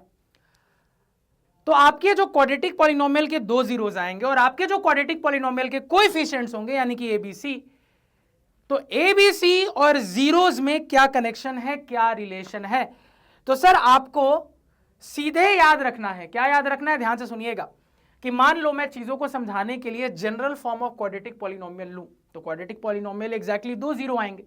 अब चूंकि मैं जनरल फॉर्म स्टैंडर्ड फॉर्म ले रहा हूं तो रैंडमली मैंने अज्यूम कर लिया कि मेरे 2 जीरो में एक जीरो अल्फा है, दूसरा जीरो बीटा है। तो 2 रिलेशन बनता है जीरो कोफिशिएंट में। क्या क्या, पहला रिलेशन होता है सम ऑफ जीरोस, यानी कि जो जीरो आए हैं उनको ऐड कर दो, अल्फा प्लस बीटा।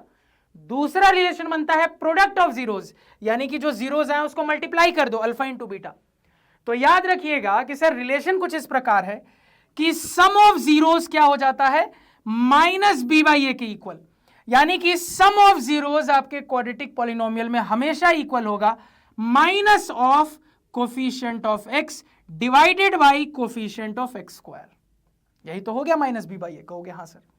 अगेन जो प्रोडक्ट ऑफ जीरोस होगा वो हमेशा इक्वल होगा सी बाई ए के, यानी कि प्रोडक्ट ऑफ जीरोस दुनिया के किसी भी क्वाड्रेटिक पॉलिनोमियल में हमेशा इक्वल होगा constant term divided by coefficient of X square के, या फिर कह लो कोफिशिएंट ऑफ x की power 0 divided by coefficient of x square के कहोगे। हाँ सर, तो सीधे याद रखते हैं अल्फा प्लस बीटा बराबर minus B by A, alpha into beta बराबर सी बाई ए।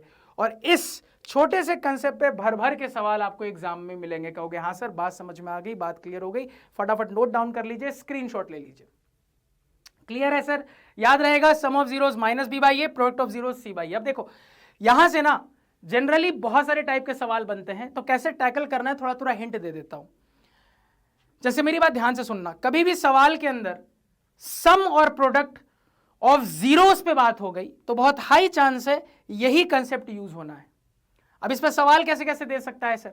तो एक बहुत फेमस वैरायटी होगी कि आपको आपका क्वाड्रेटिक पॉलिनोमियल दे देगा, या फिर क्या करेगा वो सम और प्रोडक्ट अलग से बता देगा आपको, और आपको एक अल्फा बीटा वाला बड़ा सा एक्सप्रेशन दे देगा और कहेगा कि भैया उस एक्सप्रेशन की वैल्यू निकालो। तो क्या दिमाग लगाओगे? सिंपल, वो जो एक्सप्रेशन दिया है उसमें मैथमेटिक्स लगा के उसको सम प्रोडक्ट के टर्म में एक्सप्रेस करो, फिर वैल्यू पुटिंग कर देना, क्योंकि तुम ये कनेक्शन जानते हो, आपका आंसर निकल के आ जाएगा। ये सबसे फेमस वैरायटी का सवाल यहां पे बनता है, तो ये वाली चीज याद रखना कैसे सॉल्व करते हैं।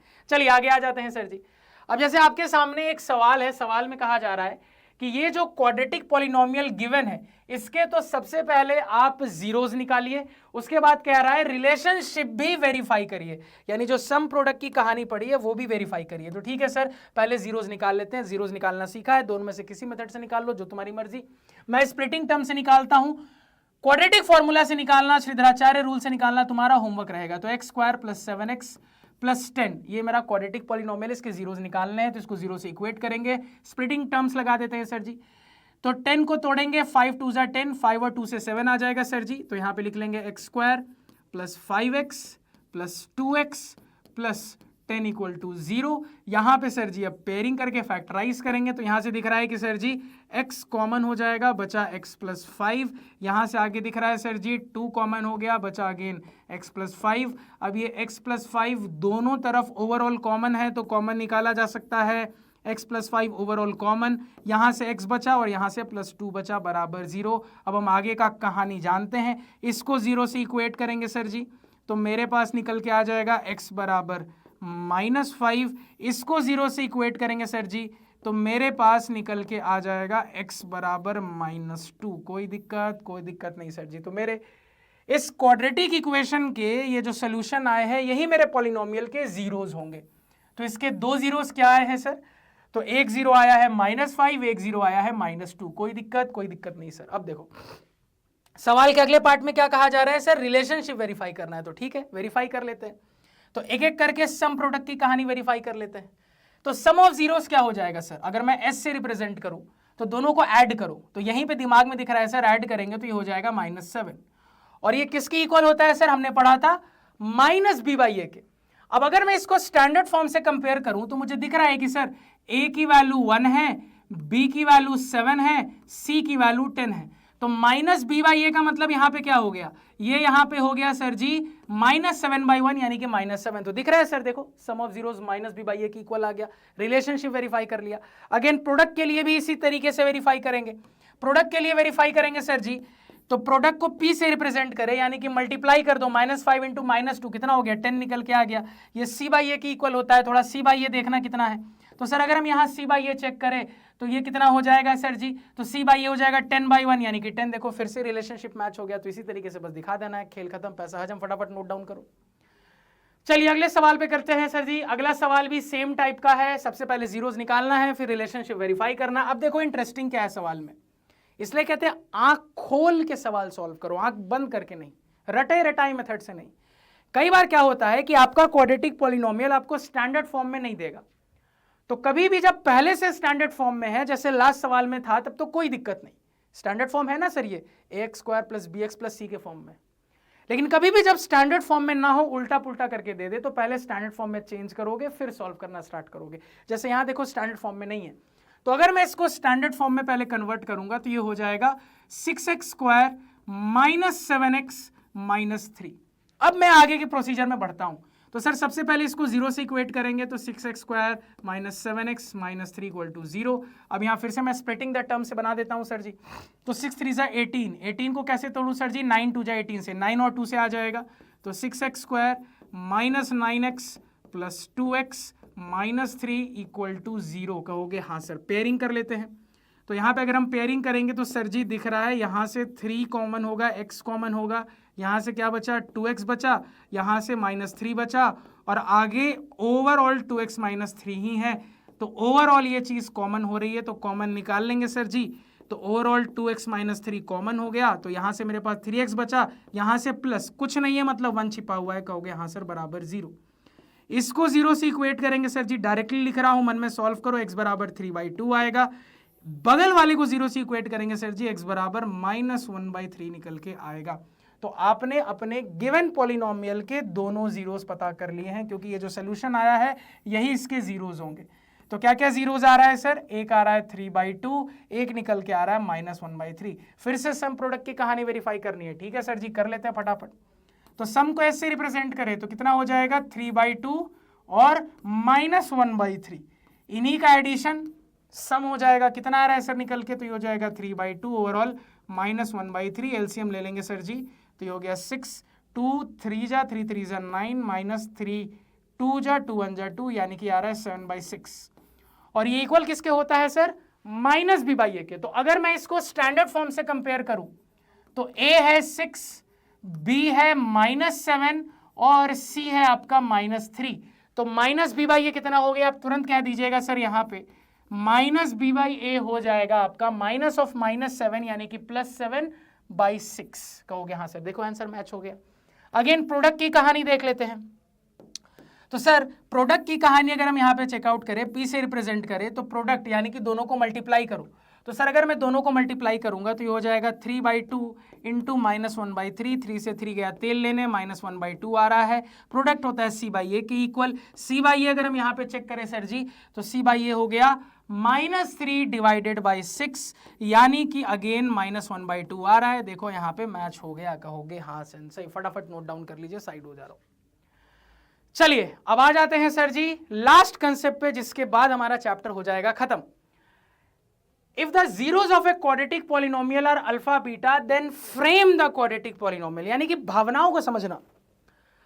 अगर कोई मुझे क्वाड्रेटिक पॉलिनोमियल दे दे तो मैं सॉल्व करके जीरो निकालना जानता हूं, ठीक है सर। अब मुद्दा यह है कि अगर कोई मुझे क्वाड्रेटिक पॉलिनोमियल के दोनों जीरो बता दे और यह पूछ ले कि भैया ये किस क्वाड्रेटिक पॉलिनोमियल के जीरोस थे, वो क्वाड्रेटिक पॉलिनोमियल निकालो, तब कैसे करूंगा? यानी कि सर अभी तक हम ये सीख के आ रहे हैं कि क्वाड्रेटिक पॉलिनोमियल दे दे तो जीरो निकाल लेंगे, उल्टा बोल दे तो मतलब जीरो दे दे क्वाड्रेटिक पॉलिनोमियल निकालने बोल दे तब कैसे करेंगे, वही हम यहाँ पे सीखने वाले। अब मेरी बात ध्यान से सुनना। इस पे जाने से पहले एक छोटा सा इंटरेस्टिंग कंसेप्ट हमें पढ़ना पड़ेगा। अभी जस्ट हमने इस वाले क्वाड्रेटिक पॉलिनोमियल का जीरो निकाला, क्या निकल के आया यार? तो अभी जस्ट इसका निकाला है, जीरोस निकल के आया है 3/2 -1/3। क्या क्या आया है भैया? 3/2 -1/3। ठीक कहोगे हाँ सर बिल्कुल ठीक। अब मेरी बात यहां ध्यान से सुनना। मैं कहूं इसके दोनों जीरोस निकालो, तुम कहोगे ठीक है सर, प्रोसीजर तुम्हें पता है। 12x² -14x -6 बराबर 0। अब मुझे दिख रहा है सर इसको सिंप्लीफाई किया जा सकता है। 2 कॉमन निकाल के, कॉमन निकालेंगे तो बचेगा 6x² -7x -3 = 0। 2 को उस तरफ भेज देंगे, 0/2 0, अल्टीमेटली आ जाएगा 6x² -7x -3 = 0। और इसका तो पहले से पता है, यही दोनों है। कहोगे हाँ सर। मैं कहूं इसका निकालो तो तुम कहोगे सर यहां पे फिर मैं ऑब्जर्व कर पा रहा हूं कि ओवरऑल 3 कॉमन निकाल लूंगा तो यही चीज आ जाएगी और अगेन यही जीरोस आएंगे। अगेन मैं कहूं यहां पे करो तो फिर तुम्हारा दिमाग काम करेगा कि सर अगर मैं 1/2 कॉमन निकाल लूं, जैसे ही मैं 1/2 कॉमन निकालूंगा तो ये निकल के आ जाएगा, अगेन यही चीज बन जाएगी, सेम जीरोस। तो कुछ समझ में आया? हाँ सर। हमें एक बहुत तगड़ी चीज समझ में ये आई कि सर जी दुनिया में ऐसे अनगिनत क्वाड्रेटिक पॉलिनोमियल हो सकते हैं जिनके सेम जीरोस आ जाए। दुनिया में ऐसे अनगिनत क्वाड्रेटिक पॉलिनोमियल्स हो सकते हैं जिनके सेम जीरोस आ जाए। यानी कि अब तुम्हारा दिमाग काम कर रहा है कि कोई अगर हमें जीरो देके कह दे कि क्वाड्रेटिक पॉलिनोमियल बताओ तो हम ऐसे अनगिनत क्वाड्रेटिक पॉलिनोमियल बता सकते हैं। कहोगे हाँ सर। तो अनगिनत तो नहीं बताते रहेंगे? कहोगे हाँ सर। उसको कोई जनरलाइज तरीके से लिखना है। तो यहां पे आपको क्या जनरलाइज तरीका दिखा? तो दिखा कि सर जी ऊपर वाले के केस में ये है 6x² माइनस 7x माइनस 3, नीचे वाला और कुछ नहीं, 2 कॉमन लेने के बाद 6x² माइनस 7x माइनस 3, उसके नीचे वाला और कुछ नहीं, 3 कॉमन लेने के बाद 6x² माइनस 7x माइनस 3, उसके नीचे वाला और कुछ नहीं, 1/2 कॉमन लेने के बाद यही चीज। तो कोई पैटर्न दिख रहा है? कहोगे हाँ सर। कि कभी भी अगर 0 दे दे और क्वाड्रेटिक पॉलिनोमियल बनाने को कह दे तो सर हम अनगिनत क्वाड्रेटिक पॉलिनोमियल निकाल सकते हैं, इसलिए हम एक जनरल फॉर्म बोलेंगे। और वो कैसा होगा वो समझ में आ गया कि सर ब्रैकेट के अंदर हमारा वो simplified form of quadratic polynomial होता है और ब्रैकेट के बाहर कोई कांस्टेंट मल्टीप्लाई हो सकता है। ये कांस्टेंट कोई भी हो सकता है, दिख रहा है ना सर, ये कांस्टेंट कोई भी हो सकता है। तो इसी वजह से हम फ्रेम ऐसा करते हैं, याद रखना। मान लो वेरिएबल एक्स पे फ्रेम करना है तो x² minus sum of zeros into X plus product of zeros. S और पी का मतलब पहले ही क्लियर कर दिया। एस मतलब होता है सम ऑफ जीरोज, पी होता है प्रोडक्ट ऑफ जीरोज। यानी कि कभी भी तुमको जीरोज देके क्वाड्रेटिक पॉलिनोमियल फ्रेम करने को कह दे तो जीरोज दिया है उसको ऐड करके एस निकाल लोगे, जीरोज दिया उसको मल्टीप्लाई करके पी निकाल लोगे, या कई बार डायरेक्टली एस और पी दे देता है तो सीधे इस फॉर्मूले पे सेट कर लेना कि भैया वेरिएबल एक्स पे अगर फ्रेम करना है क्वाड्रेटिक पॉलिनोमियल तो x² minus sum of zeros into X plus product of zeros. मान लो वेरिएबल y पे फ्रेम करना होता तो y² minus sum of zeros into Y plus product of zeros. कहोगे हाँ सर। मान लो वेरिएबल z पे फ्रेम करना होता तो z² minus sum of zeros into z plus product of zeros. कहोगे हाँ सर। लॉजिक समझ गए। अब ये बाहर में k मल्टीप्लाइड है where k is any non zero real number. इसका लॉजिक तुम समझ गए क्यों है सर, यही k है। तो कभी भी जब क्वाड्रेटिक पॉलिनोमियल का जनरल फॉर्म पूछे तो k के साथ बताना। और मान लो सवाल कह दे कि आप मुझे जनरल फॉर्म नहीं, कोई एक क्वाड्रेटिक पॉलिनोमियल बताओ। अब तुमको तो पता है सर अनगिनत निकल सकते हैं, कोई एक पूछ रहा है तो कोई एक पूछ रहा है तो k की जगह पे कोई भी रियल नंबर डाल दो। हमेशा याद रखना k 0 को छोड़ के कोई भी रियल नंबर हो सकता है, पॉजिटिव नेगेटिव फ्रैक्शन कुछ भी रियल नंबर हो सकता है, 0 को छोड़ के कुछ भी हो सकता है। क्योंकि 0 डाल दोगे तो सारी चीज 0 हो जाएगी। दिमाग काम कर रहा है? हाँ सर। तो 0 को छोड़ के कोई भी रियल नंबर हो सकता है। तो अगर कोई एक क्वाड्रेटिक पॉलिनोमियल पूछ रहा है तो कुछ नहीं करना है, ये निकालने के बाद k की वैल्यू कोई भी रियल नंबर डाल के, कोई एक रियल नंबर डाल के आप निकाल दो, आपका क्वाड्रेटिक पॉलिनोमियल आपके पास आ जाएगा। तुम k को 2 डाल के निकाल लो, तुम k को 1/3 डाल के निकाल लो, तुम k को -100 डाल के निकाल लो, तुम्हारी मर्जी है। जनरली हमारे जो बोर्ड एग्जाम का पेपर होता है उसमें k को 1 अज्यूम करके वैल्यू निकाली जाती है। तो याद रखना कि अगर इन जनरल एक क्वाड्रेटिक पॉलिनोमियल पूछेगा तो k की वैल्यू 1 अज्यूम करके निकालना, ये वाली आदत रखना। समझ में आ गई बात? कहोगे हाँ सर। अब अगर ये पूरा लॉजिक समझ में आ गया तो इसको सवाल में अप्लाई करके देखते हैं। जैसे सवाल देखो, फाइंड अ क्वाड्रेटिक पॉलिनोमियल। देखो तो यहाँ पे ये नहीं कह रहा है जनरल फॉर्म निकालो, यहाँ पे कह रहा है कोई एक ऐसा क्वाड्रेटिक पॉलिनोमियल निकालो जहां पे जीरोस का सम और प्रोडक्ट आपको रेस्पेक्टिवली के लॉजिक से बता दिया गया। रेस्पेक्टिवली का लॉजिक मैंने सिखाया था, पहला पहले के साथ, दूसरा दूसरे के साथ। ऑर्डर में चले, पहले सम आया तो नंबर 1, इसके बाद प्रोडक्ट आया नंबर 2। आगे जाके ये जो सम प्रोडक्ट के लिए नंबर्स मुझे गिवन है इसमें ऑर्डर में ये पहले आया नंबर 1, ये बाद में आया नंबर 2। तो पहला पहले के साथ, दूसरा दूसरे के साथ। यानी कि सर जी सम की कहानी क्या दी है? -3। प्रोडक्ट की कहानी क्या दी है सर जी? 2। तो यहां पे क्या आसान कर दिया, तुमको दोनों जीरोस नहीं बताए, तुमको रेस्पेक्टिवली की मदद से सीधे सम प्रोडक्ट बता दिया। अब तुमको पहले जनरल फॉर्म बनाना आता है तो पहले जनरल फॉर्म बना लो। जनरल फॉर्म क्या होता है सर? k इंटू, और देखो वेरिएबल नहीं बताया, कभी भी वेरिएबल ना बताए ना तो इन जनरल x पे बना लेना। तो k into x² minus sum of zeros into X plus product of zeros, यही होगा जनरल फॉर्म। एक बार जनरल फॉर्म बन गया फिर k को 1 मान के अपना पॉलिनोमियल निकाल लेना सर जी। तो यहां पे हम कह देंगे k इंटू x² माइनस सम कितना है? -3। तो x² minus sum of zeros into X plus product of zeros कितना है? 2। इसको थोड़ा अच्छे से सिंप्लीफाई कर लेंगे सर जी, तो ये हो गया x² minus minus plus 3x plus 2। तो ये जनरल फॉर्म आ गया। तो अगर जनरल फॉर्म पूछता तो ये बताते और ब्रैकेट में लिख देते where k is non zero real number. लेकिन कोई एक पूछा है तो मैंने क्या बोला कि k को कोई भी रियल नंबर 0 को छोड़ के डाल के कोई एक निकाल लेना। लेकिन चूंकि हमारे बोर्ड एग्जाम की जो चेकिंग कॉपीज होती है उसके लिए जो रेफरेंस कॉपी सीबीएसई देता है टीचर्स के हेल्प के लिए, उसमें k की वैल्यू 1 डाल के निकाली जाती है। तो तुम भी यही आदत रखना कि हम भी यही आदत रखते हुए k की वैल्यू 1 पे हमेशा अपना एक क्वाड्रेटिक पॉलिनोमियल बताया करेंगे। तो k को 1 डालेंगे तो यह आ जाएगा x² प्लस 3x प्लस 2। तो आपका आंसर निकल के आ गया कि भैया हमसे पूछा गया था कोई एक ऐसा क्वाड्रेटिक पॉलिनोमियल बताओ जहां पे सम ऑफ जीरोस -3 आए, प्रोडक्ट ऑफ जीरोस 2 आए। तो ये हमारे सामने है। क्लियर कहोगे? हाँ सर क्लियर। चलिए एक और सवाल देख लेते हैं। अगेन सवाल उसी टाइप का है सर जी।